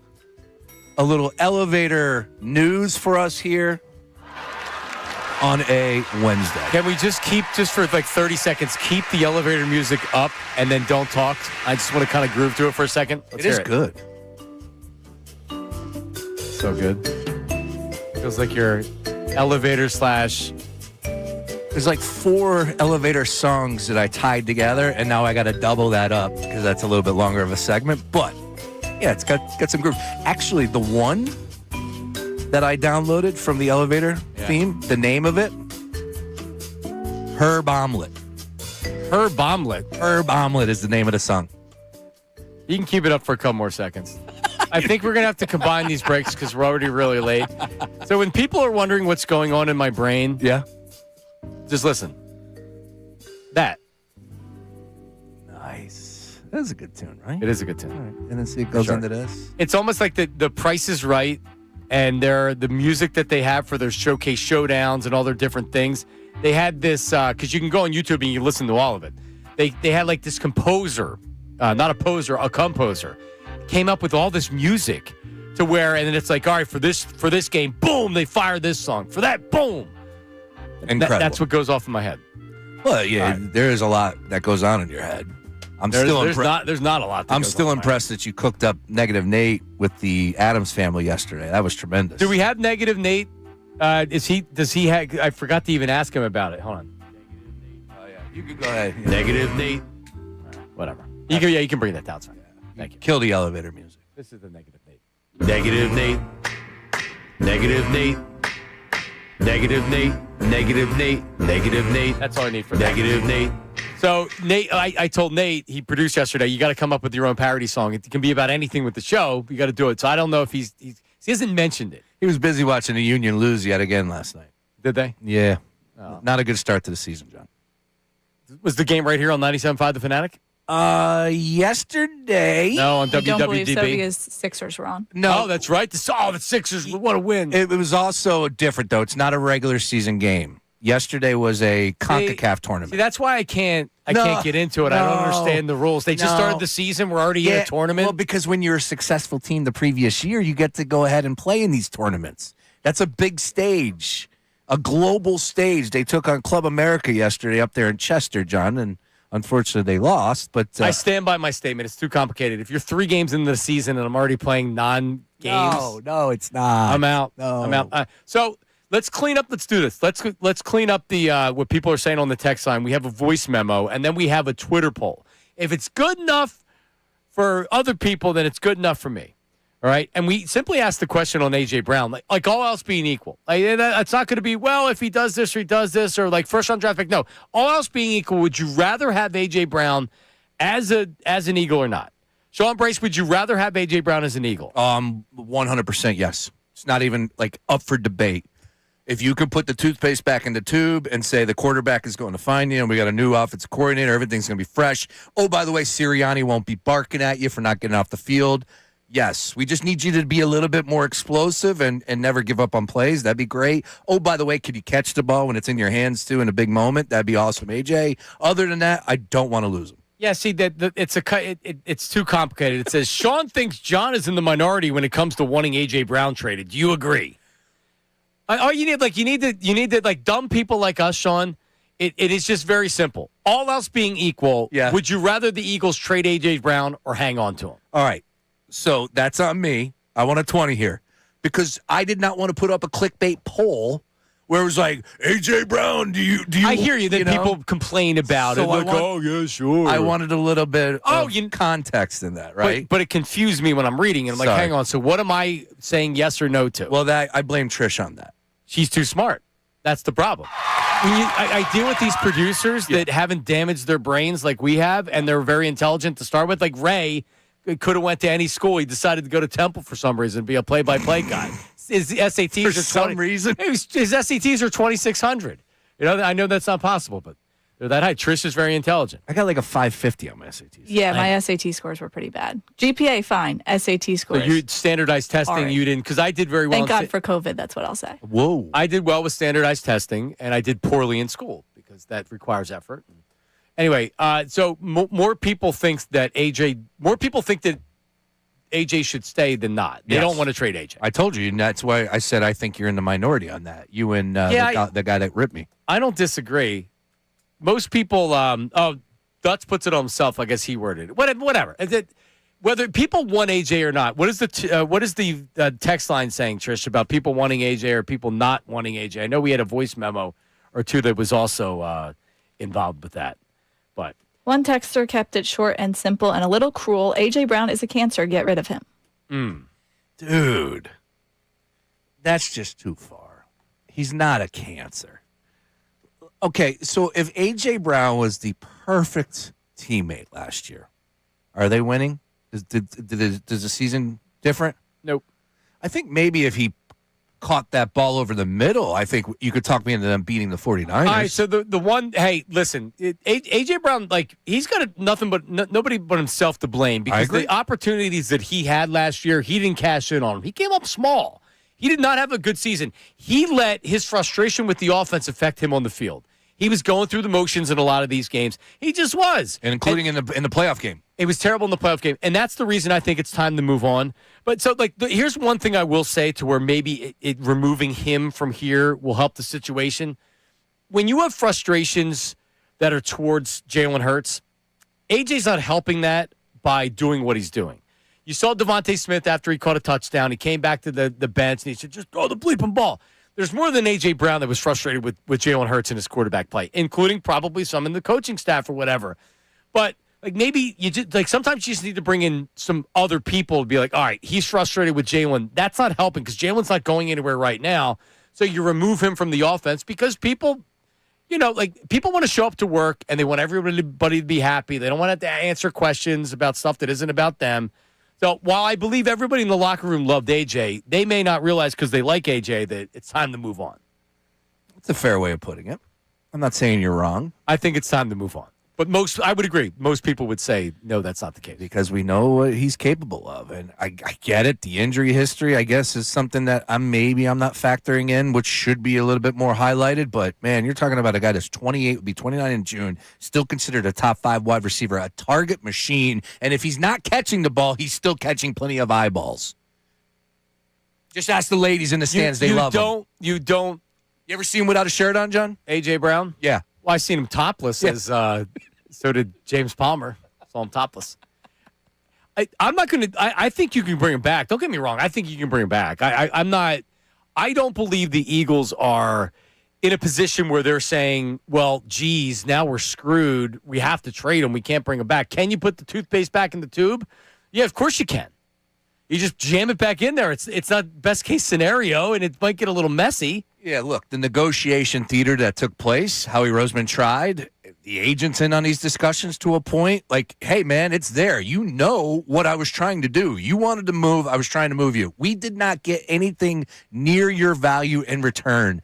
I can't just trade you for the sake of trading you. That's what Howie can say. Then what happens? That's the question. Is A.J. Brown going to be nice and say, all right, cool, let's play? Are the fans not going to boo him? Is he not going to hear it on the first drop? Like, this could turn ugly, right? I don't think they boo him. No, the majority want him. You're right. You're right. No, everybody loves AJ.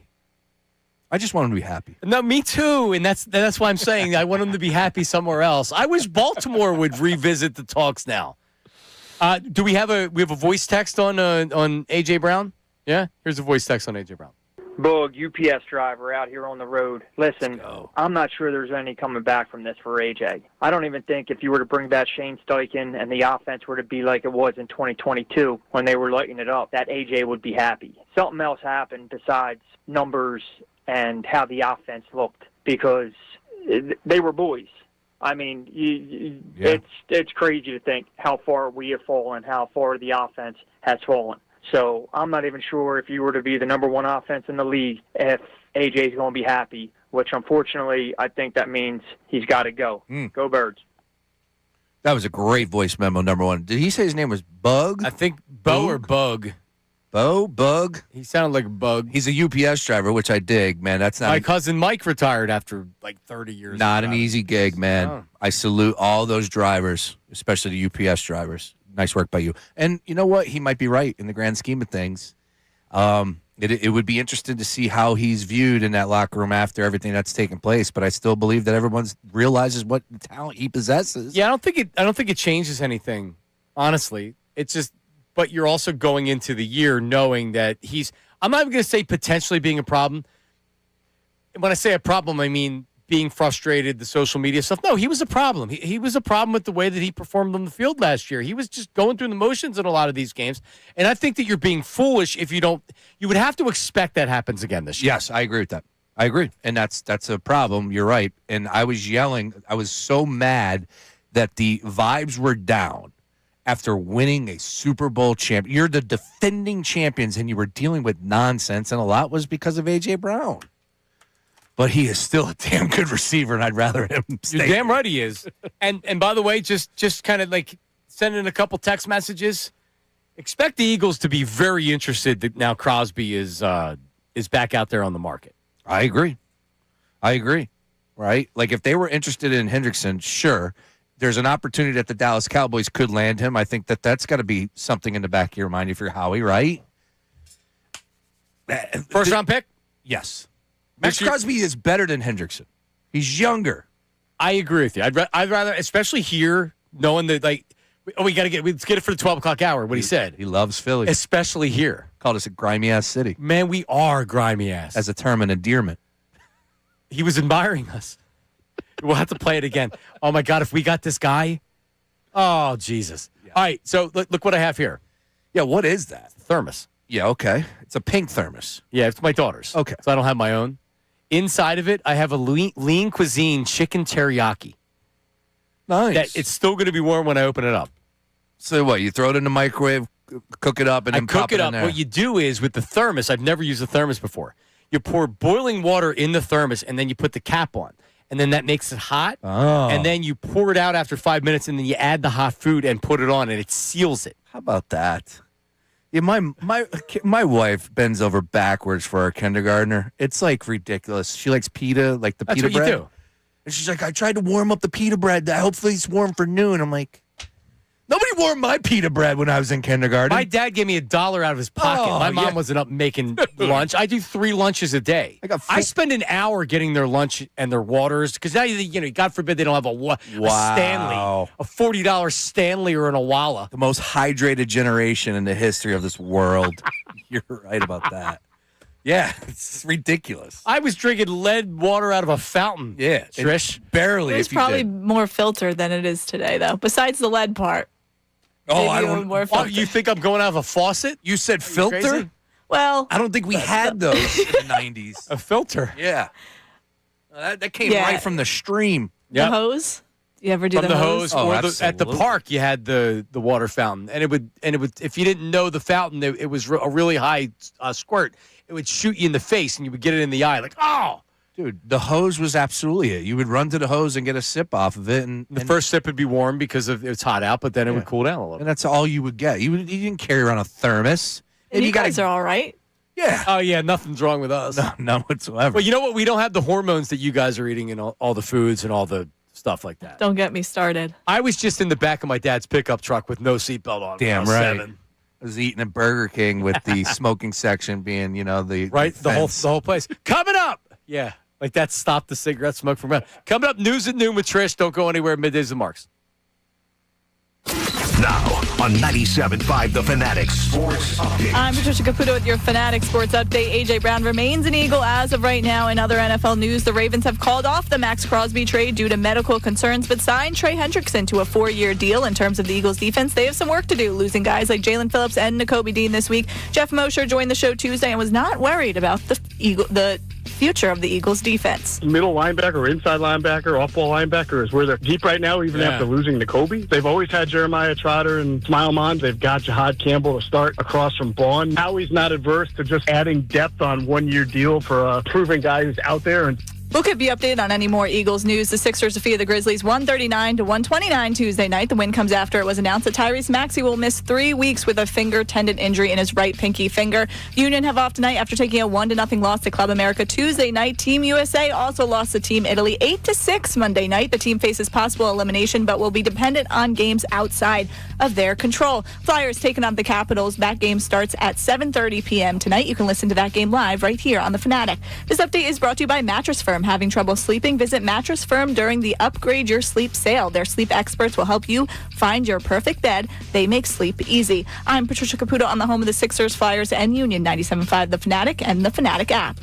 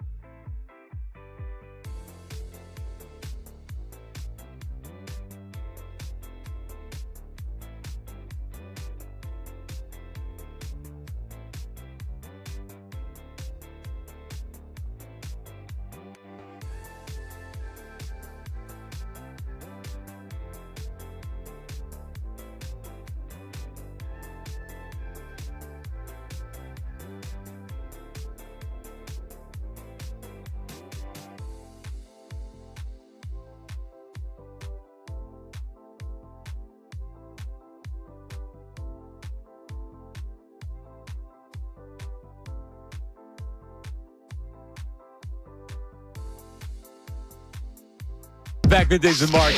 Big rest of the program. 1 o'clock, your chance to win 76ers tickets.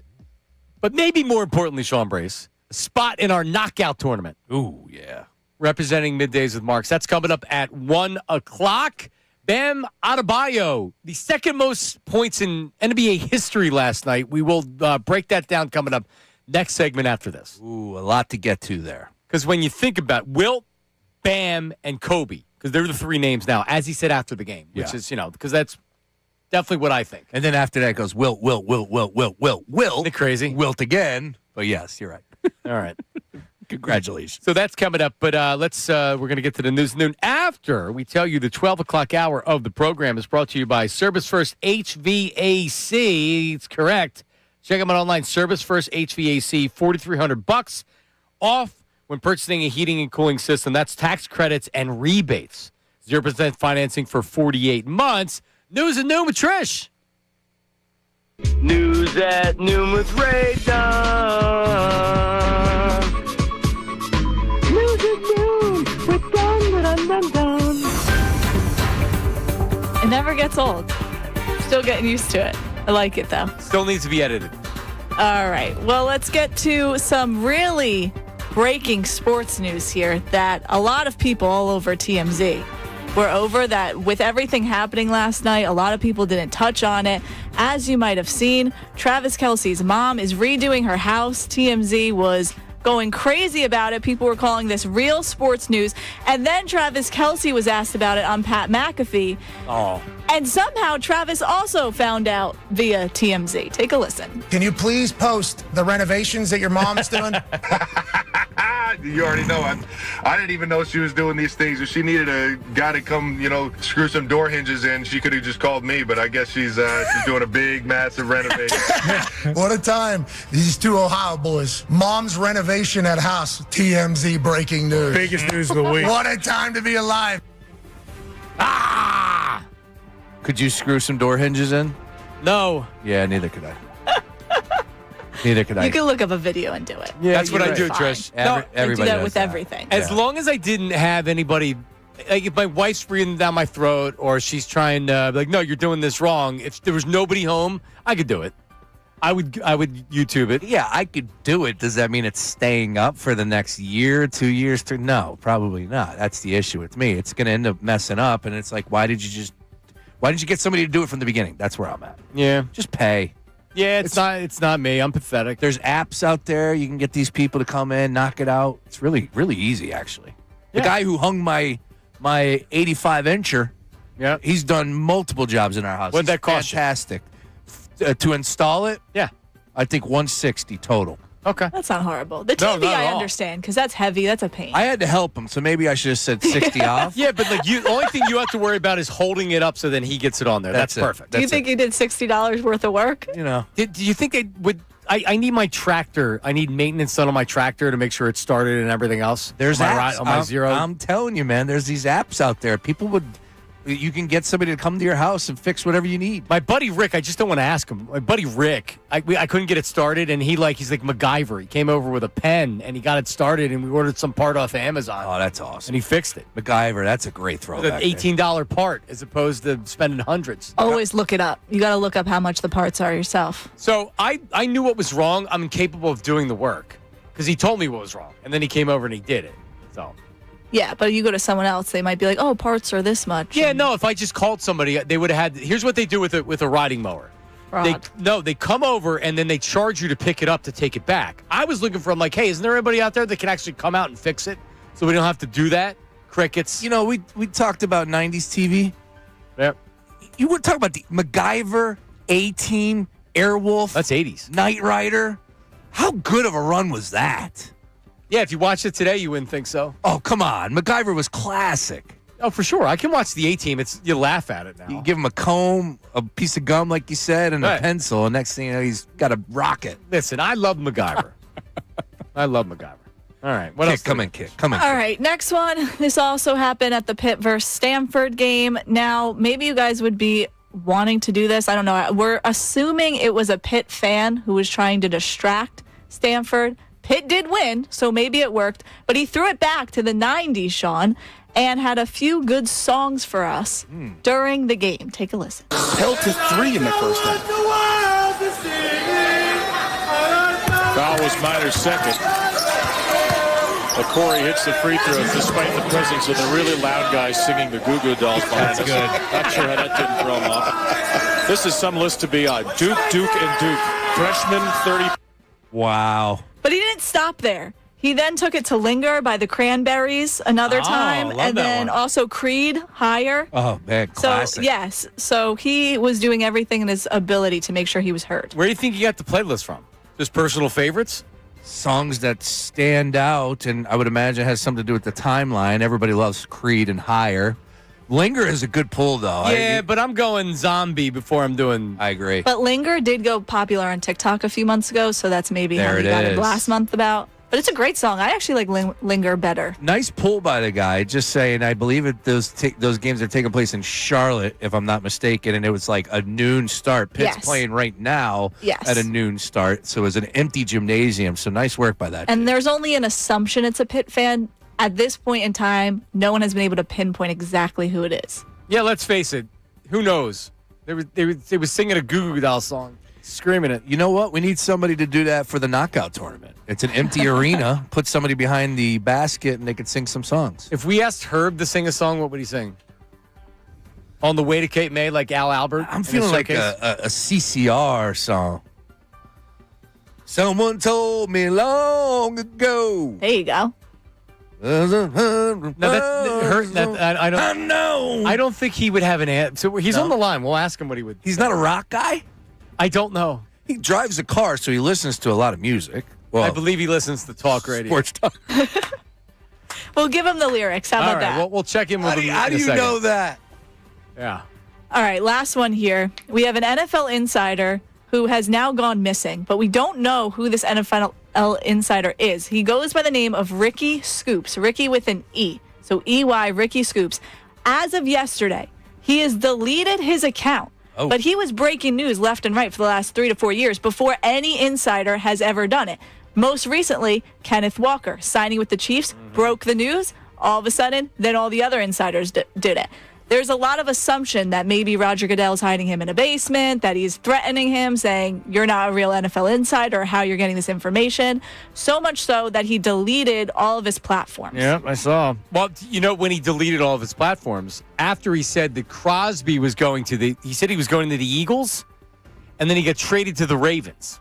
So maybe he was finally wrong and couldn't handle it. They got the lead. Who knows? Like maybe someone got to him like, dude, I'm gonna find you and bury you. They're gonna know it's coming from me.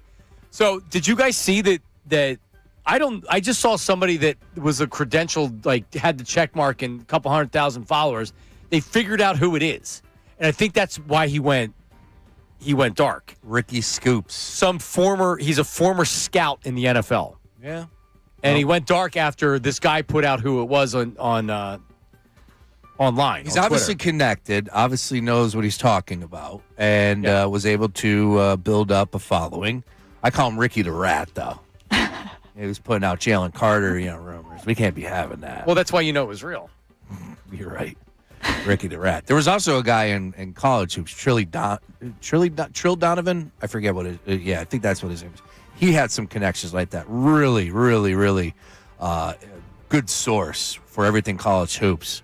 And there was rumors that he was a scout, too, as well. So Yeah, a lot of people, it's like the Unabomber. For years, no one knew who the Unabomber was, and then finally Ted Kaczynski got caught. Same thing with Ricky Scoops.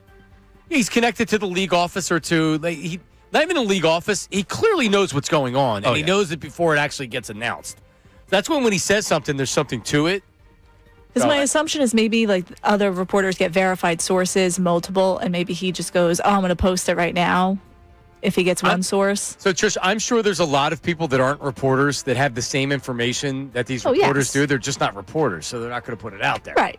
Unless you're Ricky Scoops. Unless you're Ricky Scoops, who developed this, and thank you, that's the news at noon, developed this online identity of Ricky Scoops, and he gets a kick out of it. And then someone exposes him, and he has to delete everything. Because then, if you don't delete it, now everybody's going to look at every single tweet and post that he put out, and then you'll be like, okay, let's figure out who this is. And they'd be able to do it. I mean, think about it.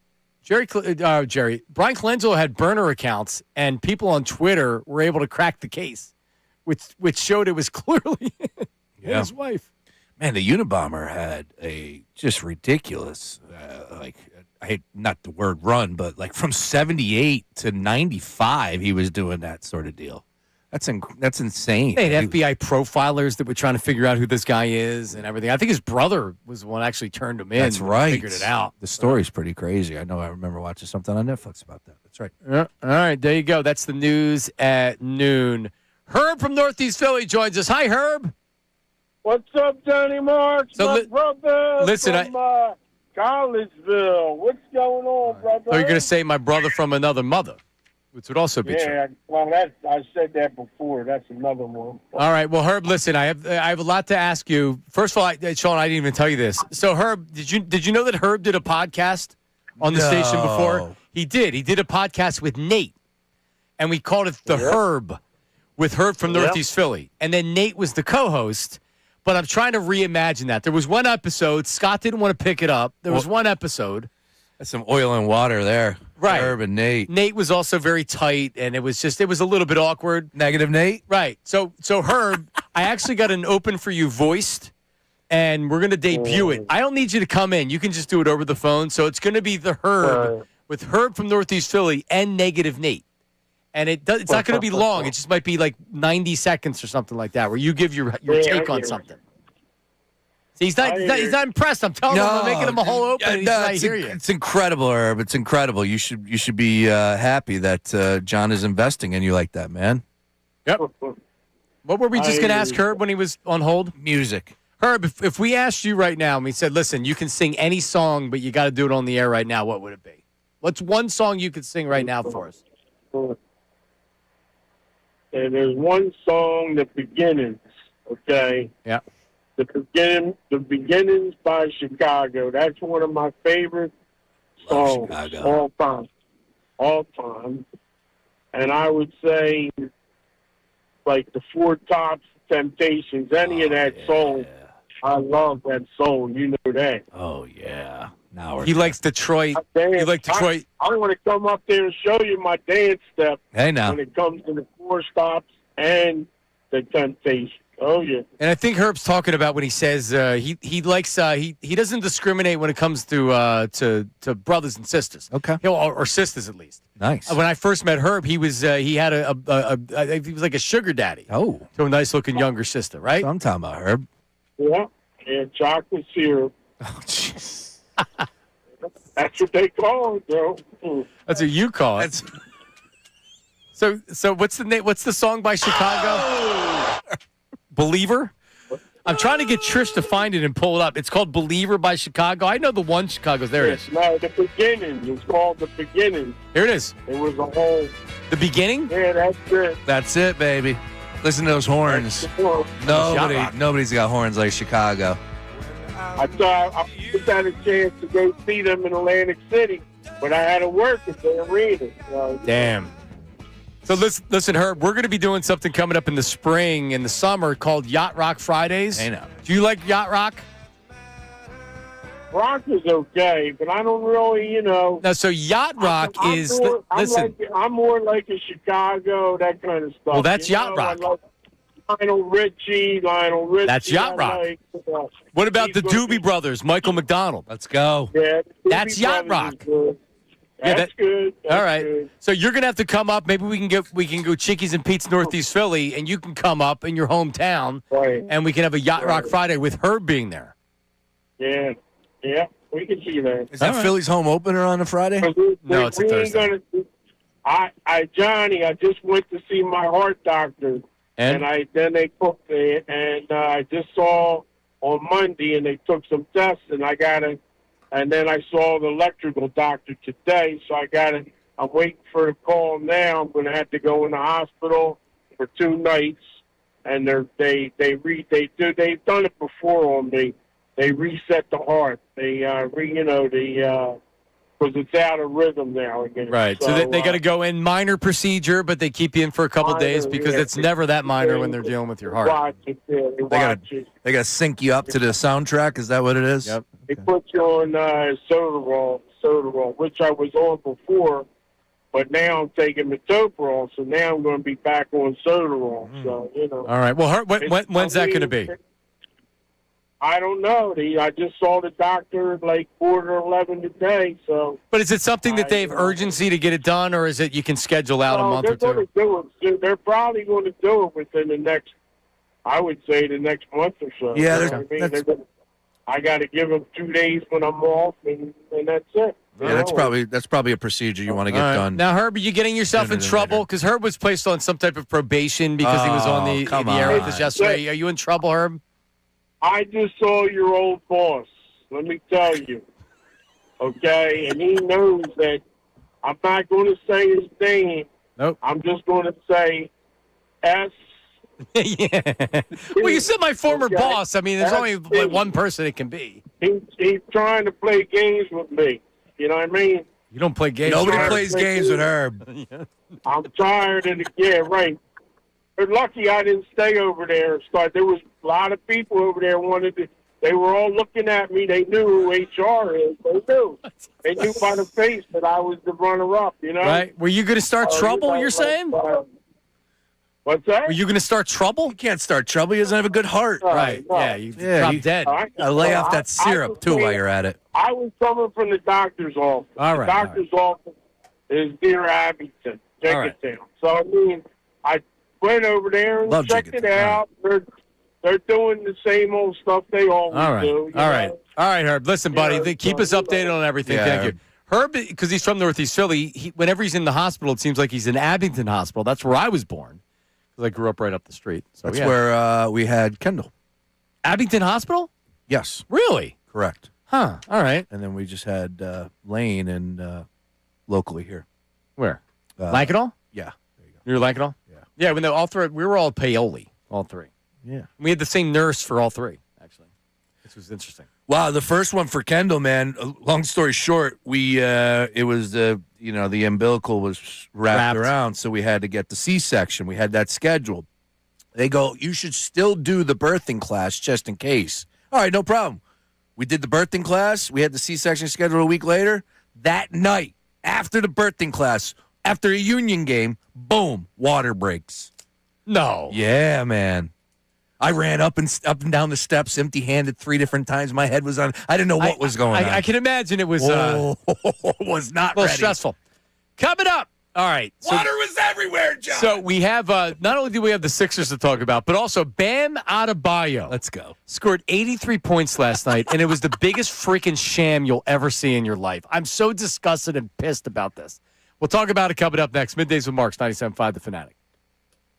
Now on 97.5 The Fanatic Sports Update. Change it is. I'm Patricia Caputo with your Fanatic Sports Update. A.J. Brown remains an Eagle as of right now. In other news, the Raiders have called off the Max Crosby trade due to medical concerns, but did sign Trey Hendrickson to a 4-year deal. In terms of the Eagles' defense, they have some work to do, losing guys like Jalen Phillips and Nakobe Dean this week. Jeff Mosher joined the show Tuesday and didn't seem too worried about the future of the defense. Middle linebacker, inside linebacker, off-ball linebacker is where they're deep right now, even after losing Nakobe. They've always had Jeremiah Trotter and Smile Mons. They've got Jihad Campbell to start across from Vaughn. Howie's not adverse to just adding depth on 1-year deal for a proven guy who's out there. And We'll keep you updated if there's any other Eagles news. The Sixers defeated the Grizzlies Tuesday night. The win comes after it was announced that Tyrese Maxey will miss the next 3 weeks with a finger tendon injury in his right pinky finger. Sixers have off tonight. Union also have off tonight, taking a 1-0 loss to Club America Tuesday night. And Team USA took a loss to Italy last night as well. The team faces possible elimination, which will be dependent on games outside of their control at the moment.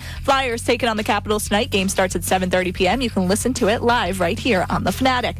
This update is brought to you by Discover. Do you know what's accepted at 99% of places that take credit cards nationwide? If you guessed Discovered, you guessed right, based on the 2024 Nelson report in February. I'm Patricia Caputo on the home of the Sixers, Flyers, and Union, 97.5 The Fanatic and The Fanatic app.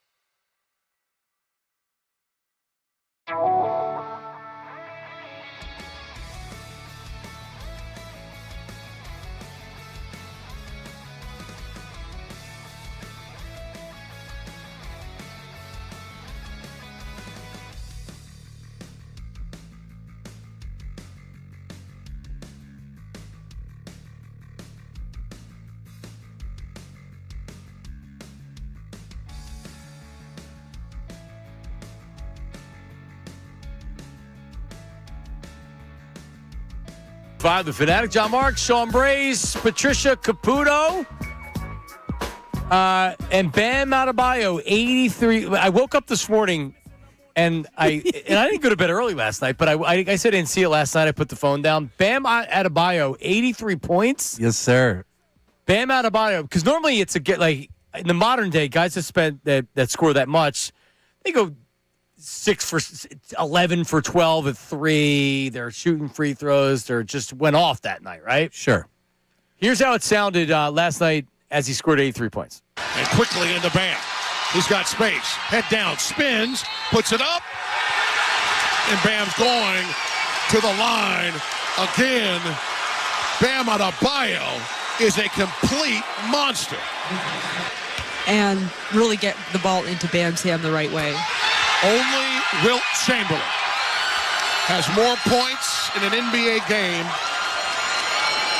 in association history than Bam Adebayo, who has 82. 83 for Bam Adebayo, 36 of 43 from the line, both records. Oh, it's so funny. It's so funny. It's a disgrace. That's a word for it. What? See, if you didn't hear it, you didn't watch it. They were up 28 points, I think, It was a blowout. And they kept him in, and they were giving him the ball every time, and so then the Wizards were pissed, and they start triple teaming him. Correct. But if you start more or less putting your body in the three guys that are like trying to stop you, so he's getting fouled a lot on top of it. So every possession when he went down, he's getting. They're just giving him the ball. They're like, score, and the Wizards are like, this is screwed up. Yeah. Look, first and foremost, it's a bad look in general, and it really tarnishes it beyond, right? Like, there's even more. You can get a more drastic conversation about it. But he had a hell of a day. He had 31 at the end of first, right? Like, the fact that he ended up the way he did, getting the 83, and the way it transpired down the stretch completely tarnishes this whole night. And it's absurd because he was unconscious. Now, let's get into the totality of it. And in the fourth quarter, as you pointed out, with the Heat trying to get him the rock, he played 42 minutes. The next highest guy up on the Miami, he played 30. They were literally up 25 points for the majority of the game. Final score is 150 to 129, whatever, ho-hum. But still, that game was over in the third quarter, and they kept him in there. I have no issue if you want to go and play it to the 5-minute mark, whatever it may be. But what took place at the end of the game? They were intentionally fouling the Wizards to get more possession so they could get the ball back. That's correct. He took 43 shots. You know the next highest amount of shots taken on the team? What do you got? 9. That's free throws, correct? No, shots. Shots. What was his free throws? He shot 43 free throws. So you think about that. That's another 20. That's another 22, 21 shots. It's a hell of a performance at the line. So 36 to 43. He took 60-some shots. And you know what? It's not like where it's like, oh, well, he was like, and I have to look, because Kobe played in a different era where it wasn't all just about taking three-pointers. But when guys score 60 points, a lot of times it's because they go nuts three-point wise. He was 7 of 22 from 3. If you score 83 points in a game, it should be a special game. Of course, you're going to have to give him the ball a lot if he's going to score 83 points in a game. But he took 22 three-point shots, and he only made 7 of them. So this wasn't one of these special games where it was like, wow, everything he was throwing up just seemed to be going in. Freaking Campaign last night went 8 for 8 from 3. It was insane. All they did, they were intentionally fouling the Wizards to get the ball back. I'm surprised Eric Spoelstra, because you would think he comes from Pat Riley. Pat Riley's running the Heat. They would never do something like that. Oh, you mean the Heat culture that we heard about for years? God, man. Yeah, the signing off on that and the smile, again, tarnished the night that he had. Bam had 71 in the end of the third quarter. Heading into the fourth, they were up by 28. Now, I'm not saying you got to pull him there, but you got to pull him. No, if he scores 70, you pull him. Like whatever it is, it's an impressive feat. You can go a couple minutes in the fourth. I'm fine with that. But you pull him. You don't. John, they missed a free throw in the final minute. The Heat did. Some other player was shooting a free throw. They missed it on purpose to get the ball back to Bam. Right. Like, come on. Nah, man. No, and here's the other thing, and this absolutely positively matters. It was to surpass Kobe Bryant, who is dead, and if he's not the best player of all time, but he's in the top 5. Right? You can go Bron and Jordan in whatever area you want to, whatever order you want to, but Kobe is absolutely positively thought about in that same conversation. And you passed him fugazily, if that's a word. No, well, and that was back in 2006, and those rankings haven't moved. And Kobe took 12 free throws in the game he scored. Are you kidding me? It was 12. He was. Well, hold on. I gotta. No, I gotta look that up for a second. He shot 28 of 46 from the field, 7 of 13 on 3-pointers, 18 of 20 from the free throw line, scoring 55 in the second half. Right. A much different performance. Right. To say the least. I was okay. So it caught my attention. We were getting ready to go for postgame. He had 31 at the end of the first quarter. Okay, what's going on there? Halftime, still just rolling. They're smashing the Wizards, and I'm like, all right, they'll pull them. And then when we were live, like we literally could not take our eyes off of the screen talking about the 76ers, but we're watching the game because what the Miami Heat were doing. The Wizards should have fought somebody. How about that? Yep. I would have fought somebody. It seemed like they wanted to. It did. They were pissed. They were triple teaming. No, I would have been gone in handcuffs. There would have been a fight, like you said. It's embarrassing. It's not even showing up the other team. It's disrespectful. It's disrespectful to the game. It's disrespectful. And they probably did the same thing with Wilt. In fact, I know they did the same thing with Wilt. That was to score 100 points. Yeah. Wilt Chamberlain is one of the best, if not the best scorer ever. Wow. The best scorer ever. So it's not like that. Bam Adebayo is an all-star level player. He's a good player. Good player. Right? Really good player. He was going nuts. You're up by 28 points. You're intentionally fouling the other team so you get more possessions. You're missing your own free throws. Yeah. Like, that's the integrity of the game. And I guess that the NBA is always worried about the integrity of the game. Okay, well, that's something right there. I don't know how you stop it. Well, you know how you stop it? Luke Cornett has to write a blog post about it. That's how you stop it. I agree. Let's go to Alex in Ardmore. Alex, what do you think about this? What's going on? Alex in Ardmore, hello. Yo, guys. Yo. How you doing? How are What's you? happening, man? Dude, I woke up today and I watched First Take, and they were ripping the Heat for it. Mm-hmm. And now I'm hearing you guys rip them kind of for it. Listen, he had 70 with 9 minutes left. Why don't you go for it? I don't understand why he doesn't go for it. I guess it's last 2 minutes. They were fouling and stuff. Yeah, Alex, define go for it, right? I think that's where intentionally foul the other team. Yeah, I think that's... No, I agree with you guys. It kind of got Bush League at the end, but that was like literally the last 2 minutes when they were literally fouling on purpose. But he had 70 with 9 minutes left. He did. He came into he came into the fourth quarter with 70. You're right. They were up by 28. Or do it the right way. See, Alex, here's why it's for me, it's less of about, they're up 28, take them out. If they're going to keep them in, even if you want to give them every shot, you're intentionally fouling the other team so you get more possessions. You're missing your own free throws. Like, that's stupid. That's where it loses. Listen, I agree with you guys 100% on that, but he did score 31 after the first. Absolutely. He was on pace for 120. Yeah. And Alex, that's my bigger point, too, is it tarnishes the night. He was on fire. He was incredible. And now this is all we're talking about. It didn't look good. It didn't pass the smell test, and there are a lot of people obviously outraged by it. Look, he got the record. Good for him, but... Can I ask you guys something? Do you guys think that a lot of people are, like, salty about it because he broke Kobe's record? Yes. There's a part of that. Yes, it's a big part of it. Yeah. It's a big part of it. Because so now, because he said it afterwards, you got Wilt, you got Bam, and you got Kobe. You got Wilt, you got Bam. Shut up. It doesn't seem right. The three don't seem to get... One of these things, when it was on Sesame Street, one of these things... Oubre was mad. Thank you, Alex. So we have Oubre sound coming up. He talked about it. Also, the 76ers win last night. Campaign. Why didn't he go for 83 points? Legacy game. Well, he needs to go for 80 on Thursday night in Detroit. Maybe he will.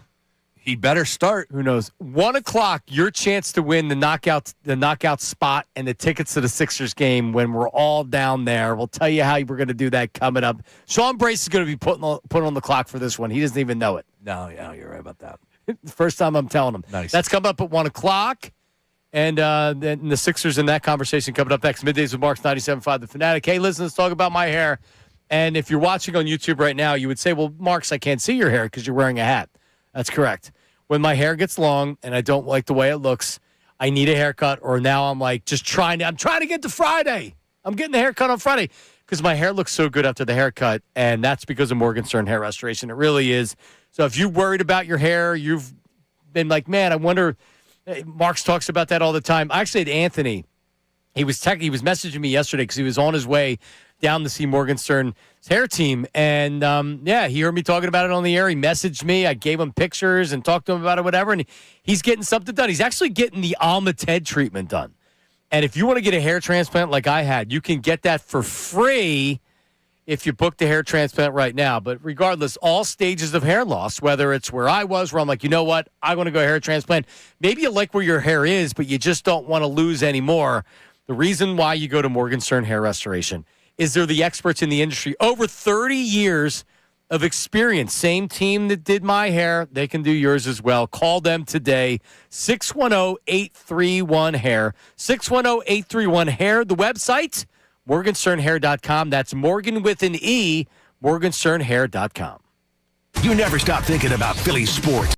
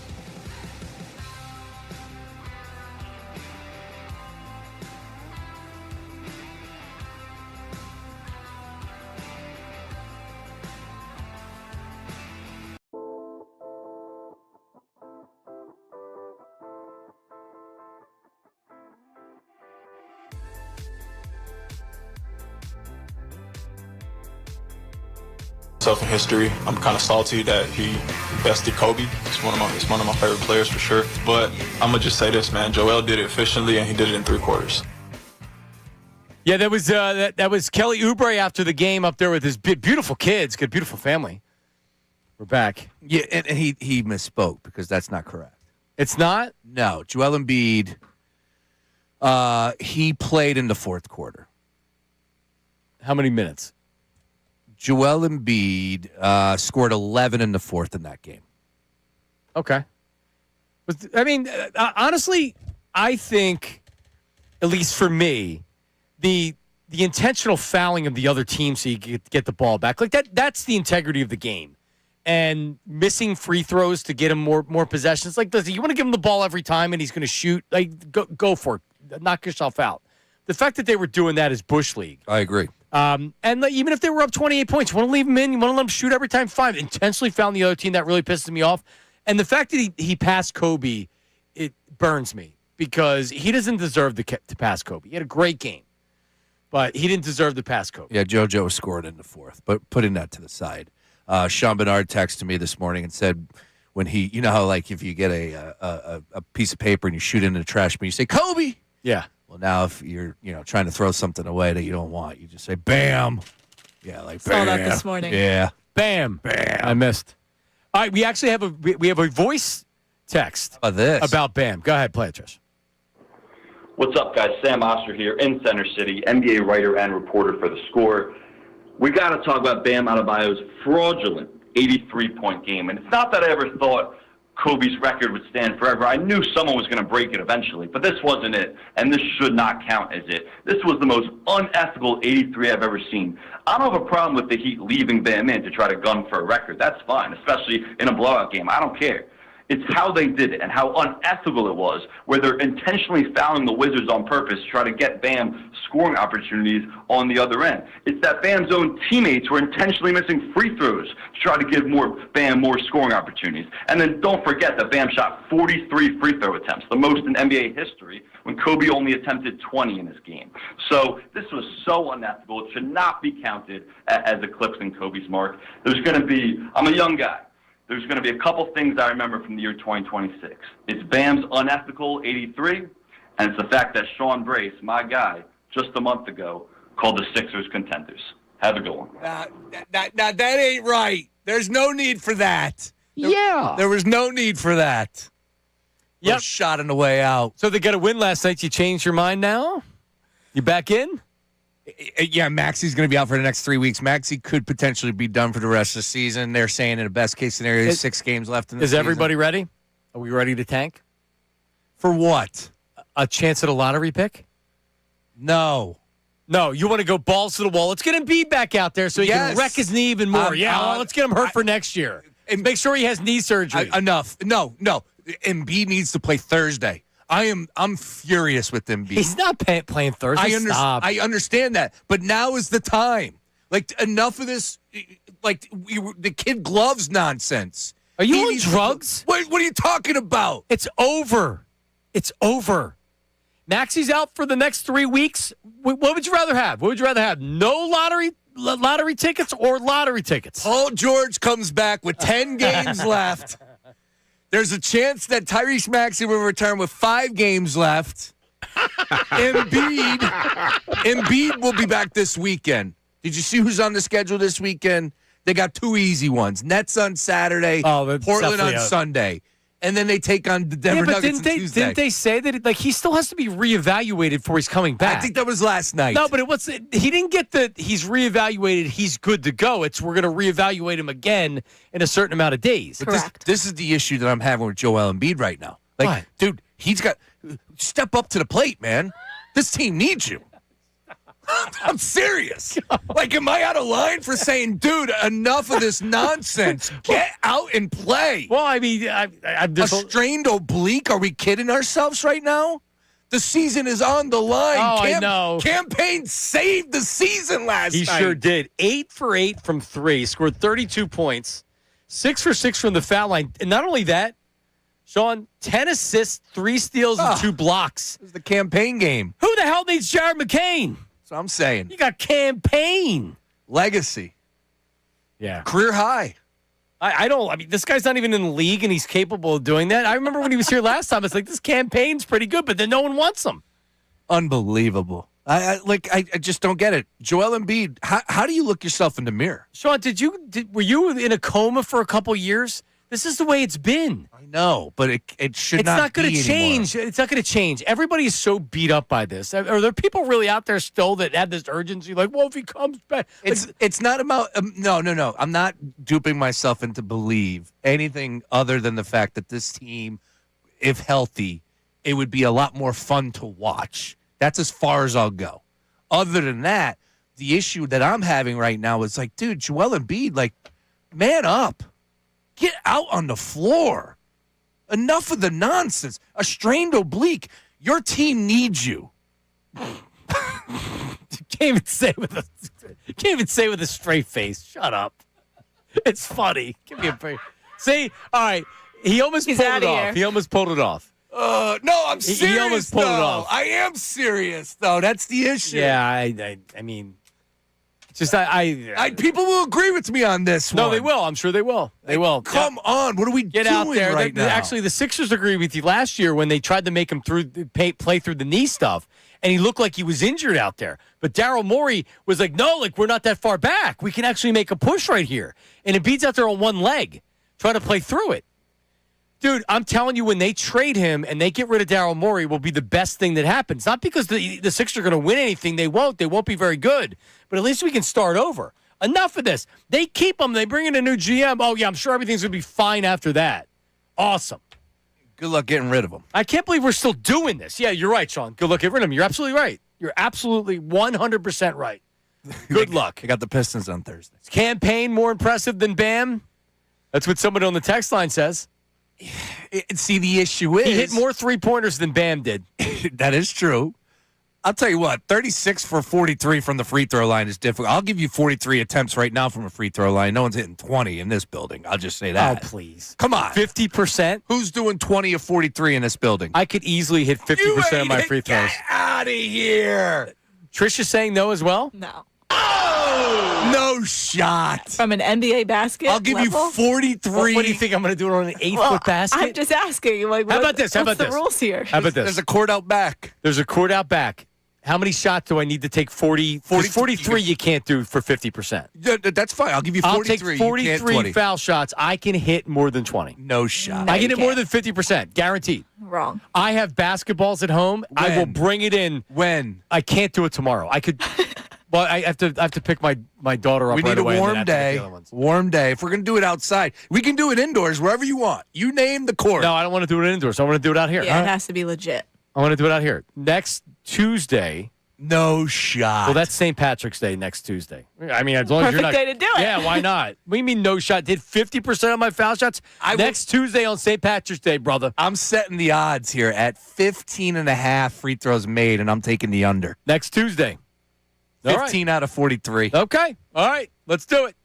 All right, coming up, your chance. If you want to see me nail free throws at the Xfinity Mobile Arena, you can do it in the knockout tournament. A spot in the knockout tournament and 2 tickets to the game. We're going to play, what was the name that I had?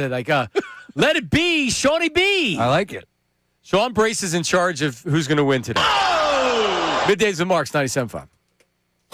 Now on 97.5 The Fanatic Sports Update. I'm Patricia Caputo, and this update is brought to you by Uber Eats. Philly, you hungry? Good thing Uber Eats has a great deal waiting for you at Coco's Creamery. From now until March 31st, get a buy one, get one free deal on a milkshake, all on the Uber Eats app. Order now only on Uber Eats. Terms apply. See app for details. A.J. Brown remains an Eagle as of right now. In other NFL news, the Ravens have called off the Max Crosby trade due to medical concerns, but they did sign Trey Hendrickson to a 4-year deal. In terms of the Eagles' defense, they have some work to do, losing guys like Jalen Phillips and Nakobe Dean this week. We'll keep you updated if there's any additional Eagles news. The Sixers defeated the Grizzlies Tuesday night. They have off tonight, but that win comes after it was announced that Tyrese Maxey will miss the next 3 weeks with a right finger tendon in his right pinky finger. The Detroit Pistons are up next. The Union have off tonight after taking a loss to Club America Tuesday night. Team USA also took a loss to Team Italy in the WBC Monday night. The team now faces possible elimination, which could be dependent on games outside of their control.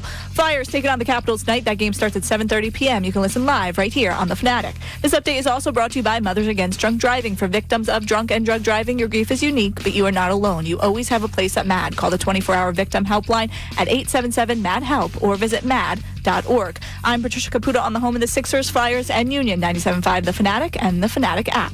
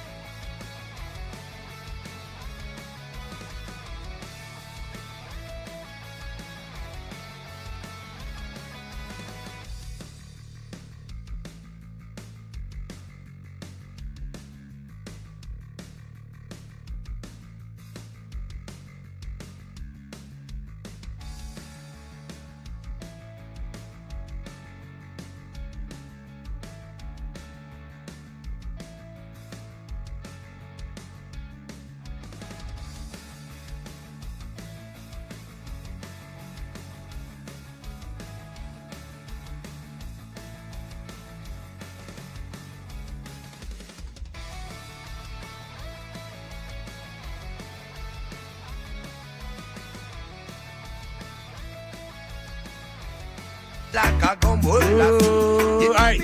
Middays with Marks. Tickets coming up in a second on the text line, 610-632-0975. People obviously knowing I'm going to go 50%, including Brendan Petrilli, our coordinator for, what is he? He does everything. I know, but he's the promotions coordinator. Is he the promotions director? Is he the head guy? Coordinator. Who's the promotions director? Eric Simon is the director of like all the stations. Oh, okay. And then Petrilli is he does it them all as well. Yeah, but, he's all over. Yeah, no. Like Petrilli's he's an ace. I don't think I've met Eric, but Brandon's really good. He was here a long time. He's been with the company for a long time. Nice. But Petrilli said easily going 50%. No, dude, no shot. Just because you look like when Will Smith takes that foul shot in West Philly before he moves to Bel Air. That's right. Easily going 50%. All right. So we have that we'll talk about. But so check this out. Well, this is how we do the contest, right? So I have, and these were curated by Negative Nate. I have five 76ers questions, and they're not stats necessarily, but they're just they're questions about the people on this year's team. Okay. All right. Okay. Excuse me. I have. Well, let me see. Let me pull them up here right now because they were definitely not. They were not easy. So I'll be curious. So we have five. So we're going to take 5 callers right now to 610-632-0975. 610-632-0975. And the winner or you're playing today for a pair of 76ers tickets and a spot in our knockout tournament. That's the game against the Bulls down at the Xfinity Mobile Arena on March 25th. You can get Sixers single-game tickets today at Sixers.com. So it's the first 5 to call in, not 6, Nate. The first 5 to call in at 610-632-0975. So the first person, Sean, is going to say, I think Sean's going to get all 5 correct. And then the second caller will pick, well, I think he's getting 3 correct. Okay. You can't pick the same number twice. So all the way down to the last person doesn't get a choice. They get whatever's left over. Make sense? Oh, it makes perfect sense. All right. So let's get them up there, 610-632-0975. I just wanted, before we got to that, I wanted to congratulate Matt Cord, our colleague over at WMMR and the longtime 76er public address announcer. He's reported that he's retiring after the season from doing the Sixers.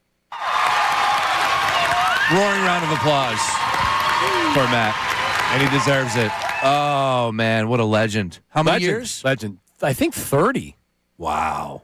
I remember he took over, I think the guy's name was Jim Wise, who, he was fine, but and then you get Madden, who's this younger guy at the time, and he's Mr. Rock and Roll, and he comes in, and the energy and the enthusiasm and all the names and all the different stuff he's done over the years, man. No, like you said, legend. Matt Cord, radio, everything in this town, man. Matt Cord's a legend. So it's pretty cool that he'll walk through the doors here and come in and see us during a commercial break on a regular basis. So. Man.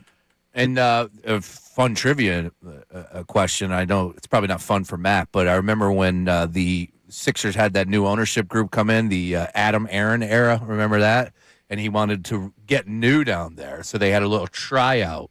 And you were a part of the tryout, right? I went down. You know who else was down there? Mike Gill was down there. I remember that. Yeah. I went down. I didn't try out, though, because there was about 100 people in front of me. I said, I'll see you. But it was cool to see that Matt Cord ended up coming out on top, because rightfully so. Nobody could do it like Matt. Nope. Nobody. Nope. All right, so here's what we have. All right, you can give me a little music there, Trish. 5 questions, Sean Brace. I'll ask you, how many does Sean get right? Andy in Lambertville. Andy, what is your prediction? I got 4 out of 5. All right, 4 out of 5 for Andy. The winner wins the tickets and the spot in the knockout tournament. Tom in Lansdale, what do you say? Oh, well, 3. So Sean, do 3 on purpose, please. 3. Like Aaron Nola tonight's gonna exactly give up a meatball on purpose so the USA advances. Ray in Washington Township. Ray, what do you say? Ray, are you there? Hello.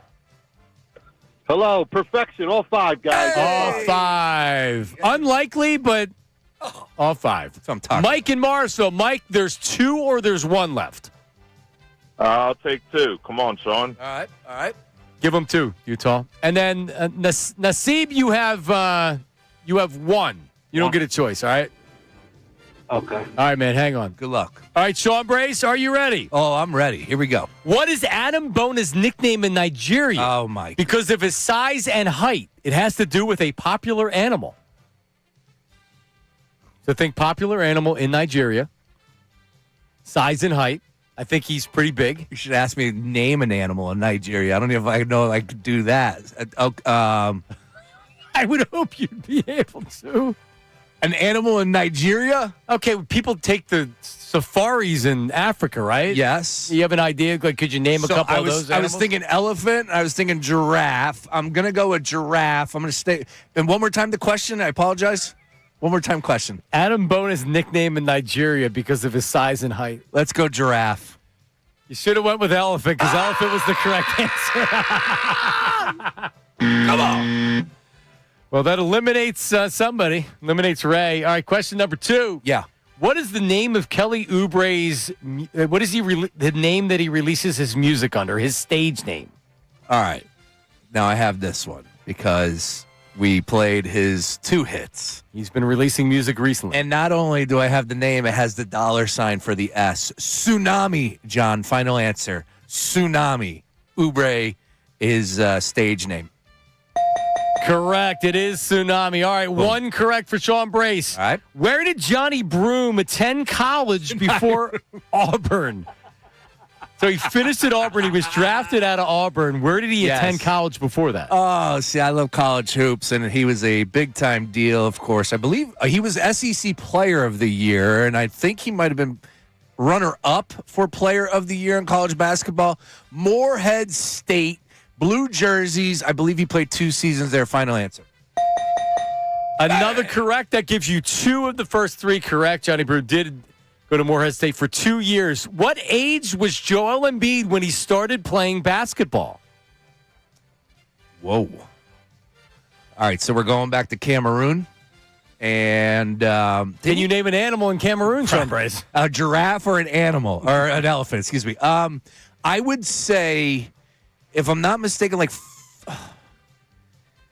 is it 14 or it's 14 or 15 because he was volleyball. He played volleyball growing up. Let's go 14. Final answer. What? According to Nate, 16 years old. 16! Now, Nate should also, what he needs to learn is putting per his Wikipedia page, so then that way there's a reference to it. All right. 16, he started playing basketball? Good grief. People are dropping out. You have 2 correct with 1 question left. Tom and Lansdale said 3. You get this correct, Tom wins. All right. If you get it incorrect, Mike in Morrisville will be victorious. Bring it. Let it be Shawnee B. All right. Who was VJ Edgecombe's mentor? He attended development camps in the Bahamas that were run by this former 76er. And this former 76er played 32 games for the Sixers after being acquired during the 2023-2024 season. That would be Buddy Hield. Buddy Hield for the win for Tom is correct. 3 out of 5, Tom. You're the winner. Mama. Look at that. Bahama Mama. So, Tom, you get the tickets, but you also get the spot knockout. Is it going to be you, or are you going to bring somebody with you to be in the knockout tournament? Oh, I'm going to do that thing for the middays. All right. Yep, you're on the midday. Now, are you good at knockout? Are you going to help the team or hurt the team? I played it before. I made top 10, I think, both times. And somebody's stupid shot knocked mine in the crowd, not my own fault. I'll bring it. All right, Tom. Thanks for listening. Congratulations. There you go. The Bahama connection there. Good answer. Bahama Mamas. Good restaurant. They're going out of business. I did. No, that's Bahama Breeze. Bahama Breeze. There you go. Yeah. Bahama Mama's a drink. Now, do we want Herb on our team? Because now that he's getting heart surgery, I don't know if he's going to be available. Oh man, because he's singing. It's in 15 days. No, so the idea I had for Herb was a referee costume that's a little snug, which wouldn't be difficult, and then you get him out there and he's the official. You need a referee for knockout, right? Yeah, you do. And look, we want him to be involved, but still, I would say that we got to err on the side of caution on that one. Well, if he doesn't have the surgery, he can do it. He shouldn't be in. I mean, I was just saying, do we want him on our team or do we want him to be the referee? That's my question. Because just like with the WWE, the referees, they typically get distracted so they can bring in a chair and hit somebody with a chair. So Herb could. We really need a real official that's not Herb, but Herb would be the official, like the wrestling official. Yeah. Right. Be interesting. We'll have to run it by some people. All right. Right there. All right, congratulations. 76ers. 3 out of 5. It's respectable.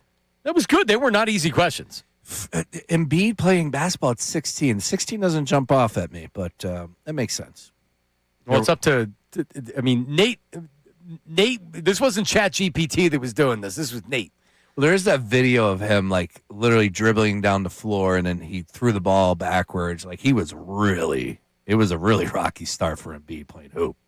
Yep. But he developed very nice and turned it into a pretty good career, but he needs to man up and get out there on that damn floor on Thursday. Come on, man. 28 years from Matt Cord, by the way.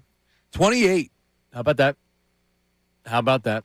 All right. So 76ers, you have urgency. Because let me just say this. Yeah. I am fully advocating tank mode, and I believe they will. Because there's no reason to put Embiid out there. You're saying to come back Thursday. I'm saying don't come back. Just whatever. Paul George is going to be serving a drug suspension. You want to bring him back and give him meaningless minutes after that, try to knock yourself out. If Maxi's going to be out for the next 3 weeks, I mean, I don't know. You got to play Edgecombe, I guess. I mean, it's just like, what's the point to be a play-in team? Even if they lose in the play-in round, they're still a lottery team. So you could be the play-in team, But as long as you don't advance past the play-in, you're still a lottery team. They're not going to be anything but a play-in team anyway. Agreed? Agreed. Best case. They won last night, unfortunately. Yeah, they did. They're not going to win on Thursday. They have a little tough stretch, but these 2 home games are winnable. Awesome. So happy. Get down and support the team. 1 o'clock on Saturday, Sunday at 6, I think.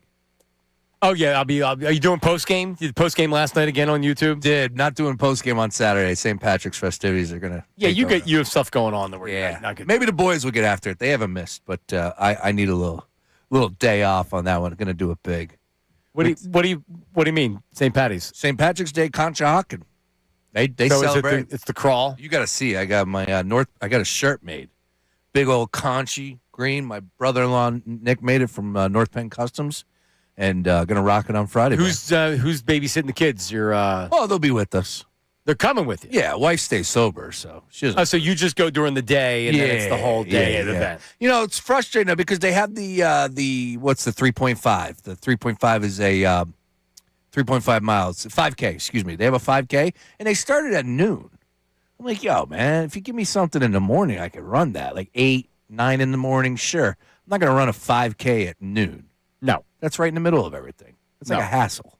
Yeah, no, I'm trying to support the cause, but, you know. Good job. I will have a few Guinnesses that day. All right, Dutch brings up a good point. Tanking might not be a great idea. The Thunder had the Sixers pick that's top 4 protected. Well, you get the top pick. They ain't getting to the 4. Well, again, lottery, you never know. But can't they only get one of the top picks and that's it? They can't go from where they are to 8. That's typically not how it works, right? You can only jump in and steal that pick with a very low percentage. I don't know. I saw Kevin O'Connor. Sure, he tweeted it out, and believe me, I've been saying it for a couple weeks. I'm probably in the minority on this one, where it's like people are probably going to sit there and say this season is over, it's cooked. I'm giving you best case scenario with everything. You're playing VJ, no doubt about it. He's a rookie. You have to play him. Tyrese could be back. It's a pinky on a shooting hand, sure, but we're talking about he could be back with 5 games left in the regular season. Who cares? That's a best case scenario, okay? Embiid. Am I wrong to expect this hell of a player to return and actually perform and work and earn? No, you're wrong. No, you're wrong to care is where you're wrong. Yeah, you're right about that. But I mean, yeah, I can't stop you from caring. I can't tell you how to feel, Sean Brace. That's how I've heard that a couple times in my life. Trish, I can't tell him how to feel. He feels the way he wants to feel. All right, it's still real to me. Damn it! If you want to continue to torture yourself, keep doing it. I mean, I'm emotionally out. I am. Well, look, as long as there's games to be played, hell, they're what 5 games over 500. Like the season can't be over just because you're dealing with these type of injuries and you have these guys returning. That's my point. They're still in the thick of it. As bad as it has been. Shut up. So the big story in the NFL this morning and last night was that Max Crosby, the trade, Baltimore Ravens have backed out of our trade agreement. Well, no further comment at this time. That was the release by the Raiders. So, yeah, the Ravens, they signed Hendrickson this morning to a deal that wasn't a huge contract considering the production the dudes had in previous years. And they got buyer's remorse. I think everybody agrees. The Ravens, they looked at the physical and they said, you know what, on second thought, no, we're going to fail the physical. And the long story short, the insiders and everybody saying that everybody in the league knew what you were getting with Crosby. Yeah. He wasn't going to pass the physical. He had knee surgery. He wasn't going to be ready until like May. You were more or less saying we're agreeing to the trade, and that the Ravens got buyer's remorse, and that's why they used the loophole of, oh, by the way, we don't like it after we look at the physical. Maybe some of that is true, but, it puts Crosby back out on the market, which is all we really care about, because the Eagles now, I believe, because if you believe they were in before Sean Brace, and I believe they were in before, the price tag just got too high. 2 first-round draft picks they were never going to do. Are we talking about 1 first-round draft pick for Max Crosby? There's no doubt in my mind that we should all be on the same page here. Yes, Crosby is a hell of a player. Unbelievable motor, athleticism out the wazoo. This is the type of guy, and I'm going to simplify it real easy. He can jump, knock the ball down, or bat the ball down at the line of scrimmage up, and then go pick it off and run it in for a touch. Like, this dude is a freak. Yes, get after the quarterback, good in the run-stopping game as well. Likes Philly, likes the grimy-ass city. First and a fourth. Done. Yeah, Done. F them picks, Sean. It's so important right now to get somebody that can actually get home to the quarterback and sack him. They don't have that guy. Who do we have audio from talking about the Crosby situation? I have Max Crosby himself on the grimy. Yes. We have Max Crosby. From the podcast. So this is on a podcast, all right? And people are saying, because he tweets out the bird, people are like, oh, he's always done that. Okay. I know he's always done that, all right? But do players typically talk like this about Philadelphia? Here's Max Crosby. Like, cities that really have, like, substance to them and, like, true fan bases and love for their city and the game. And, like, going to Philly, like, you could feel that energy when you go there. Like, there was people everywhere downtown. We stayed right downtown in the thick of it. You know how Philly is. They're rowdy. They're crazy. They're flipping off the buses. Just giving you the bird. Yeah, they didn't give a damn about anything. And then we pull up. We're driving up to the stadium. And I low-key, like, I never do this, but, like, I was driving into Philly. And this is the first time I've ever played in Philly, so that's why I took some pictures. But I was driving and there's trees and just all white and just fans everywhere in the tailgate. And you could just see the stadium behind. And I took a couple dope pictures because it's like, this is my first time ever playing there. And it just, like, if you're true, like, if you love football, like, that's what you dream of as a kid, like playing in Philadelphia in December in a grimy ass environment. Like, that's exactly what you dream for. So I loved it. Yep, make him an Eagle. Taking pictures. You heard that. First time he's ever taken pictures. His phone literally has no pictures on it. He took pictures of Philadelphia. Yep, there you go. I mean, that's what it's all about. I'm in. Let's go. It costs you a first. So at least before, the talk was teams were being like, yeah, we'll give you a first and a second or a first and more. And then the Ravens came off the top rope with 2 firsts, and the Raiders were like, yep, we'll take that. I just wonder how much this changes, because the Cowboys didn't sign an end or an edge rusher. So they still have a need they were in before. The teams that were in before, like the Eagles, haven't addressed the need. Maybe Carolina was willing to do it before. They signed Jalen Phillips. But other than that, there still are teams that have needs with an end. It's just a matter of does it now change because, we got damaged goods. I'm not offering what I did before. Or you go out and get them. To me, it still feels like a team like the Cowboys. If there were teams willing to go a first and a second, I don't think the Eagles are doing that. But I would expect Howie to already be knee-deep in trying to get something done. Me too. And look, I saw Orlovsky. There's a lot of people on the NFL Network saying the same thing, like Howie, go and get – I know we have that drop. Howie, go and get it done. Like, it needs to happen. And as I said, they have a hole at the defensive end position. Like, where is the sacks coming from next year? And you started this whole tampering period with the target on Jalen Phillips' back. He was the guy. I get it. Jordan Davis re-signed, give him the new deal. But all in all, it was about Jalen Phillips and getting him back with the Eagles. And that did not happen. So how are you replacing those sacks, that type of production? And, oh, by the way, just, filling in the position. They need another defensive end, and no ifs, ands, buts about it. So make it happen with a guy like Max Crosby. Yeah, no, it's the biggest need on the team. Yeah. And Howie's been trying to get that guy. Last year, he was talking with Micah Parsons. He's trying to hit a home run. Oh, yeah. With the defensive end, because they're the guys that you want. And they are, and Zach Berman had written about this. The Eagles don't want to pay guys $12 million a year. They want to pay them rookie contracts. They want to pay them 1-year contract money, or they want to pay them superstar money. And they have a ton of superstars on this team, and they've done very, very well in the draft, and it's worked for them. Now you're going to have to go out and pay a guy $30 million, and for 1 and 2, I don't think they do it. I don't know if the price tag has changed. If teams were offering that before, all right, like they looked at the knee. If I'm a team now, I got to look at the knee before. Oh, yeah. Yo, Raven, send me the MRI. I need to see this before we even talk about it. Had surgery in January, but there was all sorts of speculation because remember he was shut down. The Raiders were trying to tank. So, was it a real deal injury? I don't know. Again, they looked at it. But Tom Pelissero came out on the NFL Network and said, quote, he spoke to an anonymous GM. Love the anonymous GM. Said this is very much BS on Baltimore's part. Yeah. Yep. That's what everybody's saying. That's the word around the league. Now, you know what you do? You reach out to the doctor because, they're kind of sworn under a different oath, and you say, what are we talking about here? I bet you can get some good information. The Cowboys freaking doctor was involved in this decision somehow. So you watch the Cowboys. If the Cowboys are involved, then that's where there needs to be a full-scale investigation. Mm-hmm. So he had a meniscus tear in his knee. And instead of doing, because there's like two things they can do a total, I guess, new meniscus, or they can trim it and do some other stuff.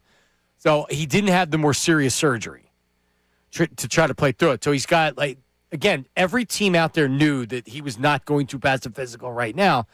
But if the Ravens looked at whatever and said, we didn't think it was going to be this bad. I don't know. I mean, there's physicals for a reason. Yeah. It's just typically this doesn't really happen, especially then you sign Hendrickson the next morning, which is really scummy. But it brings in the possibility of the Eagles making a move. And for a first-round draft pick and then maybe a little sweetener, is that too much? It's a lot. It's a lot. Go and get it done, Howie. 610-632-0975. 610-632-0975. Morning show says it's the same one. What does that mean? So it's the same doctor for the Ravens and the Cowboys. Oh, so they're the same team. That's team just doctor. what the morning show was saying. That yes, it's the same team doctor. It's not separate team doctors. Yeah, that's what they were getting at. Okay, that's interesting.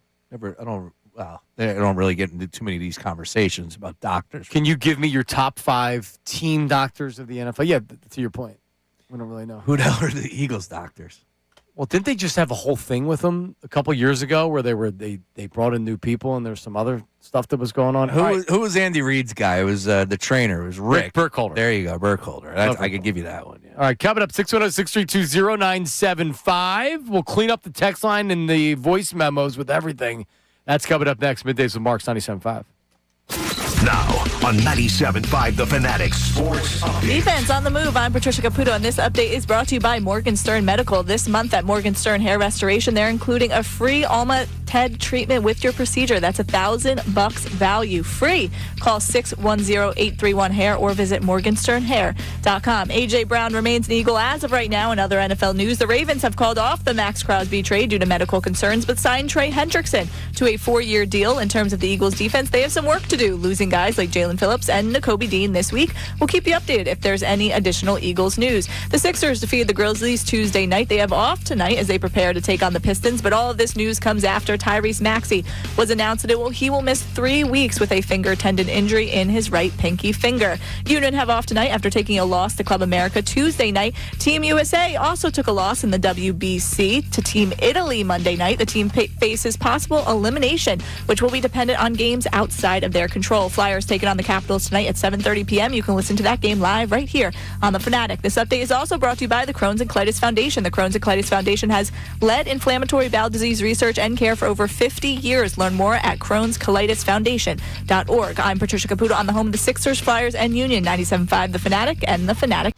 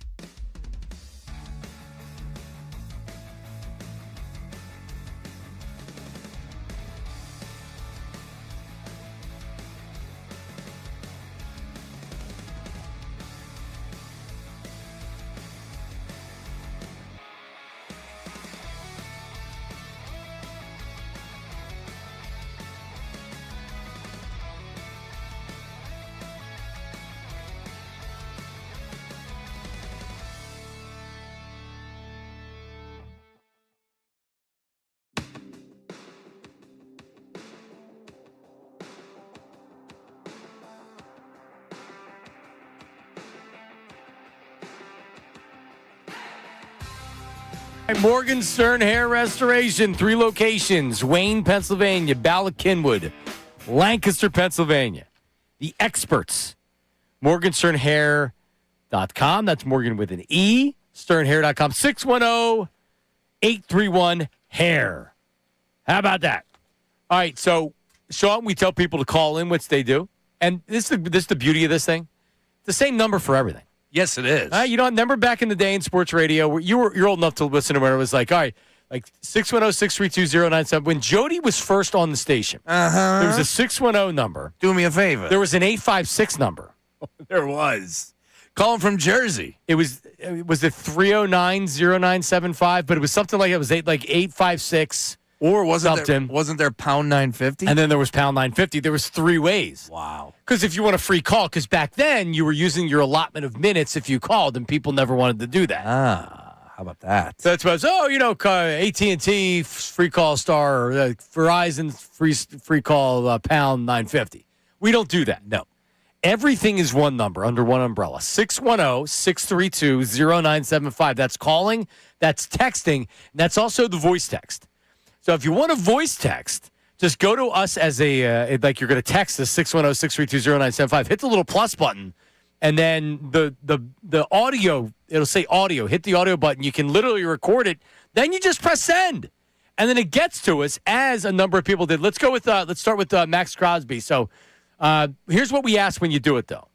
So remember this at the start, is you do name, location, occupation. If you're unemployed, don't be ashamed to say it. Yeah. If you're the homemaker, domestic engineer, don't be afraid to say it. A baker, right? Whatever, right?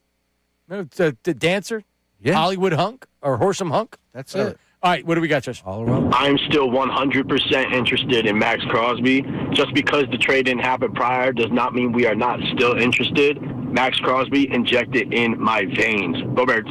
Let's go. I'm in. A first and a second. This year's first, next year's second. Or this year's second, next year's first.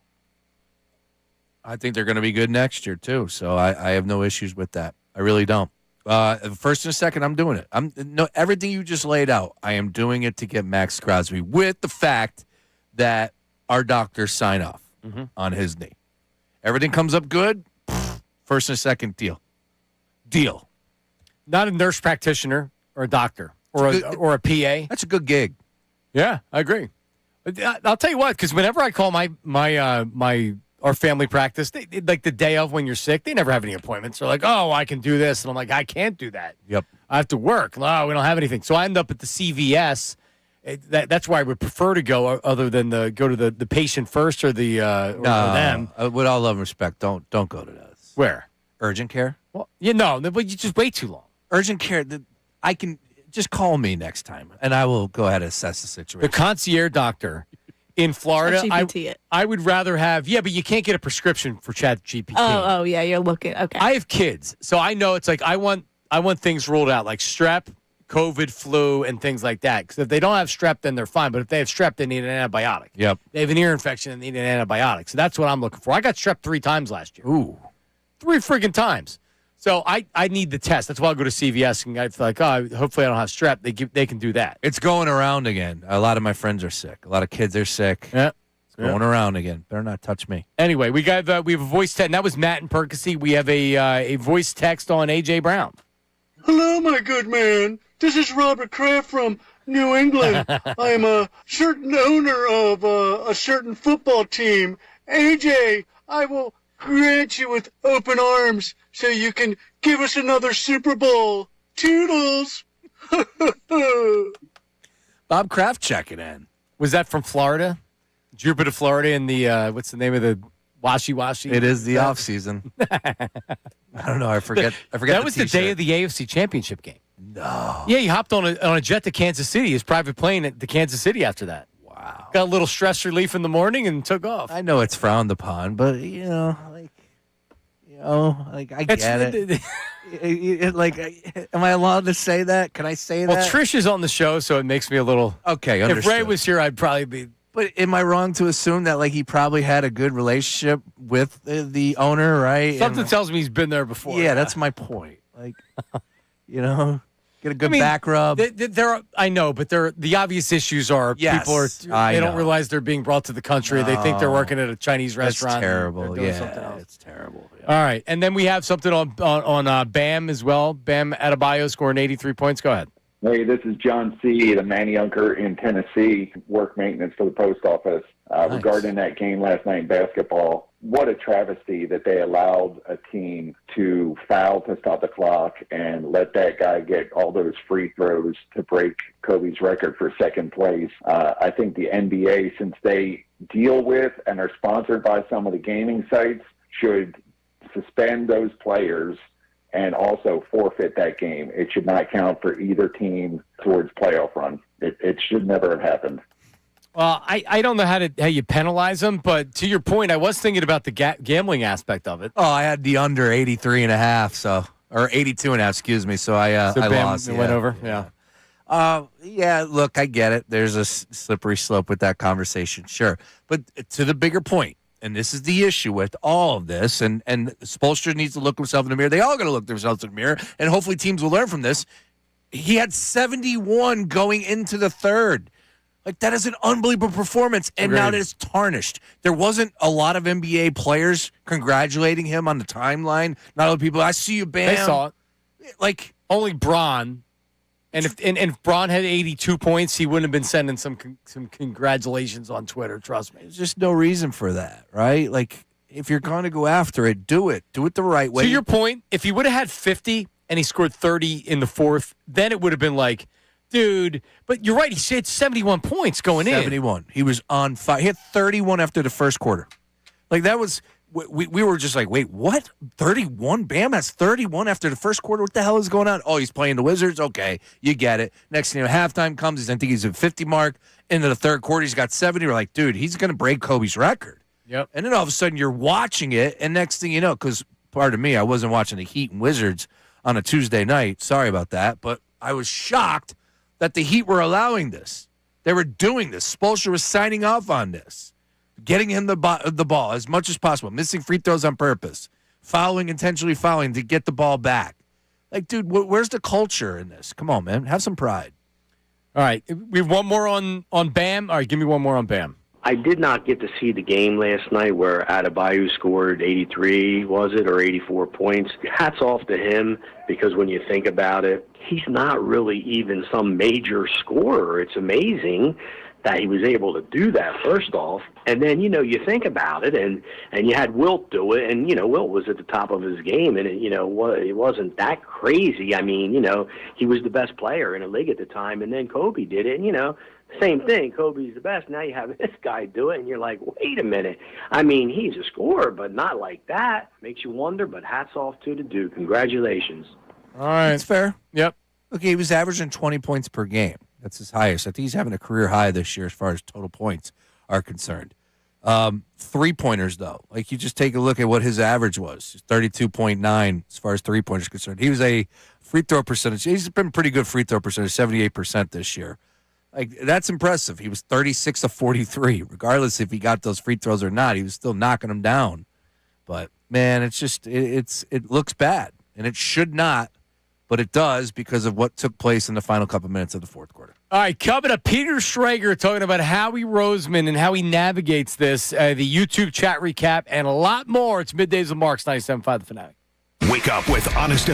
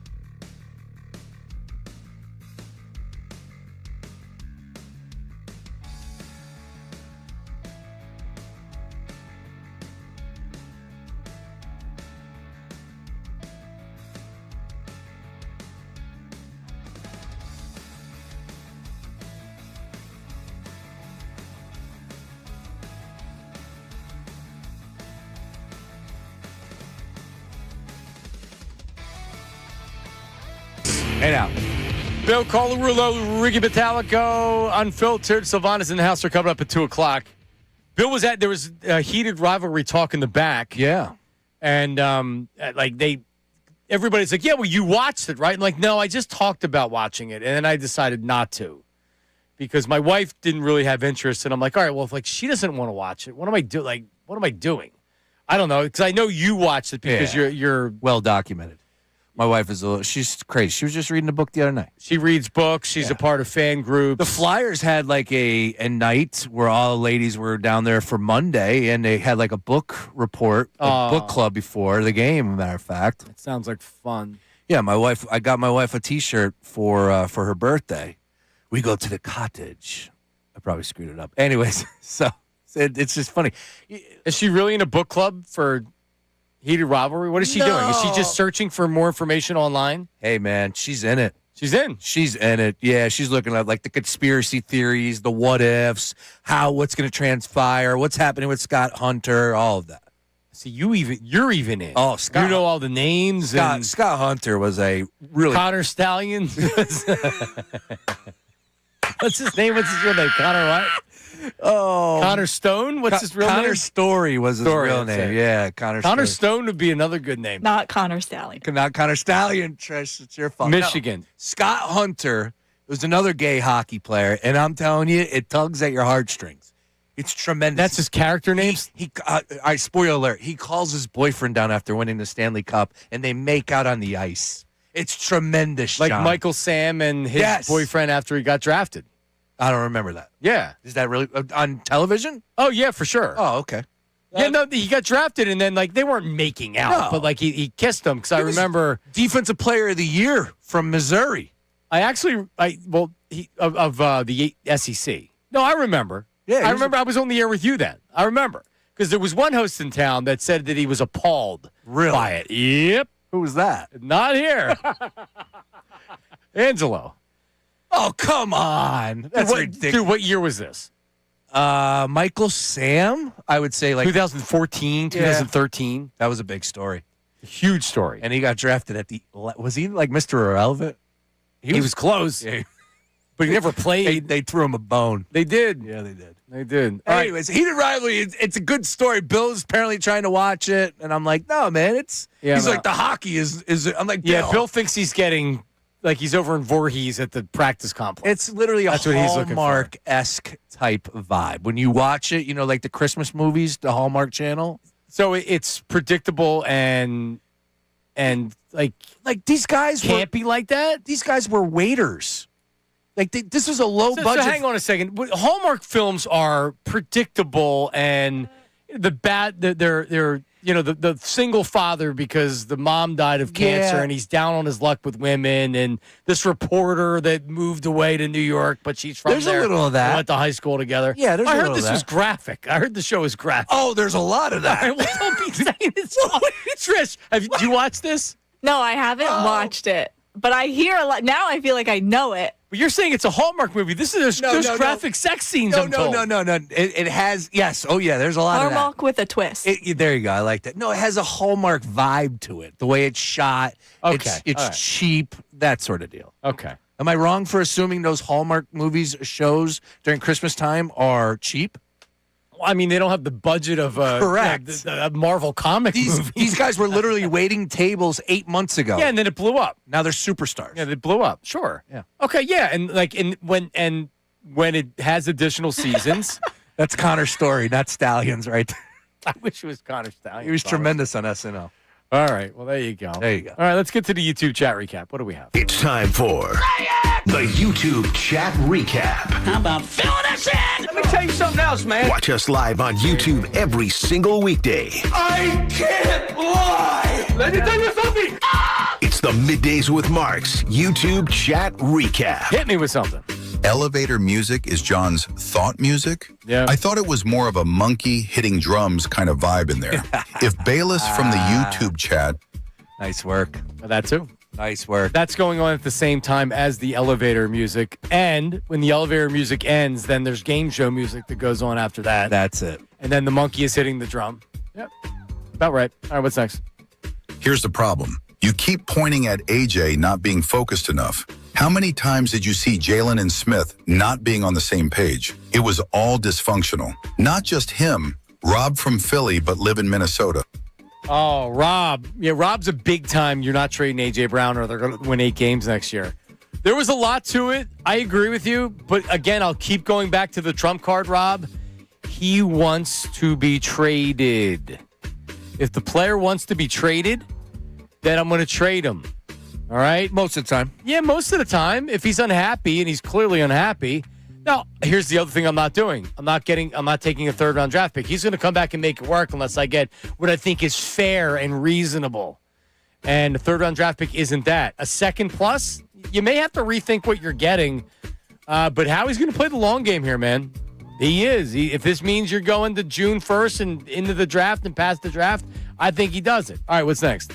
The handyman redoing Donna Kelsey's house is actually Bill's father-in-law. If Bayless... Uh-oh. How about that for a plot twist? So do you really use an app for handyman, or do you go to different? Because I have a plumber, I have a service that I use for a plumber, and they've done a good job.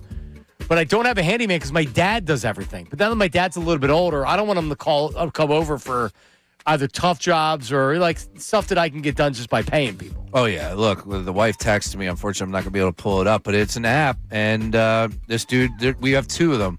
One guy that specializes in the what's the yellow place where you buy all the furniture? It's over there in Conshohocken too as well. The Sweden IKEA. Putting together furniture? Yes, he specializes in that. And this guy is like the other one. He fixes stuff around. I thought the whole reason you got IKEA is so you can put it together. Although I have seen a lot of it's very difficult. Have you ever bought anything from IKEA? Yeah, unfortunately. That's not easy to put together. No, my wife got cabinets for her office that were very difficult. Man, yeah. But their furniture's not that difficult if it's something easy. Well, yeah. Tables and things like that. That's correct. There's 4 legs. You screw them in. Yeah. It's hard to screw that up. I can do that. But trust me, this guy specializes, and the kid took his dandy time. I'll tell you that much. Yeah? Yeah. All right. What's next? Speed it up. Jared McCain would have been nice to have in this stretch without Maxey. MC from the YouTube chat. Yeah, the hell with that. They might have won a game if they had better players. No more wins. No more wins. I mean, like, honestly, I don't even want to go on this big thing of tank. Because it's like they're going to get a 1% chance of getting something great. Yeah. So, I don't know. TaskRabbit is the app. TaskRabbit. TaskRabbit, huh? Yeah. Handyman, same day availability. Okay. All right. So you just have a bunch of people out there that know what they're doing. And they get the side ratings. work. Yeah, you can pick them. Yeah. Get a relationship, partnership going with them, friendship. I need to invite them over for some drinks. Hey, while you're here, fix my table. Next thing you know, he's hanging out with you in beef in Conshohocken. That's it, baby. Tearing it up on Saturday, St. Patrick's Day. What's next? Campaign going 8-8 from 3 last night is more impressive than Bam's 83 points. Gar in Pennsylvania. Yep, it was definitely needed.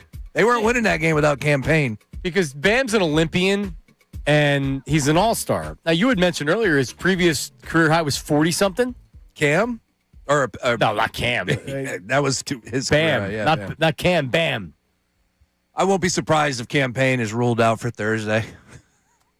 Stupid. Are we going to start hurting people? It's ridiculous. All right, so who's the best Bam out there?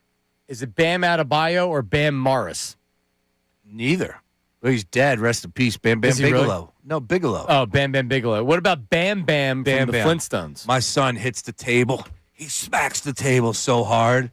He's like, feed me. And he reminds me of Bam Bam. You're right. Kid's nuts. Does he have a big wooden club? I'm telling you, man. You hand him a wooden spoon, he'll start smacking the table. Kid's crawling now. He's all over the place. I got to get a trap. Oh, or a fence. You know what I mean? Yeah. A gate. Yeah, gate. Do you need gates? I do. Dude, You got a gate? I got expensive gates. Oh, I need a gate. I have just started multiple. crawling last week. I had, because we had this one area where it was extra wide. Yeah. And we had to get this expensive gate because the regular standard gate wasn't long enough. So you spend the extra money. You're not using it? No, we're done with gates. Oh, no, my yeah. daughter's 4. She's almost 5. Yeah, I definitely need 4.5. I have multiple gates. This kid this morning, like I couldn't leave him downstairs. I had to take a shower. I'm literally trapping him in the tub. I had this is what I had to do this morning. Hold on a second. I did. Hold on a second. Doesn't he have like something you can put him in, like a bouncer or a jumper? So he's got a crib. That's all. That would have been no. You put him in a bath. I did. Best in the bouncer. I put him in the tub. It was literally a 2-minute shower. It was 8:40. There's no way he doesn't have something else he could have put him in. You don't have anything else you put. What about a high chair? Just like strap him in. I had to go upstairs. Yeah, you can't. Oh, it's not I took a shower, easy. so I took him up. And normally, last week I'd put him on the bed. He wouldn't crawl off it. Now he's crawling everywhere. So I put him in the tub next to me. He can't I just took a crawl shower. around the bathroom for 2 minutes. I was worried about All right. him putting something in his mouth. So you stuff him in a tub. I put him in the tub with a toy. Coming up next, Bill Colarulo, who would never do that, and Ricky Battalico. See you. Now on 97.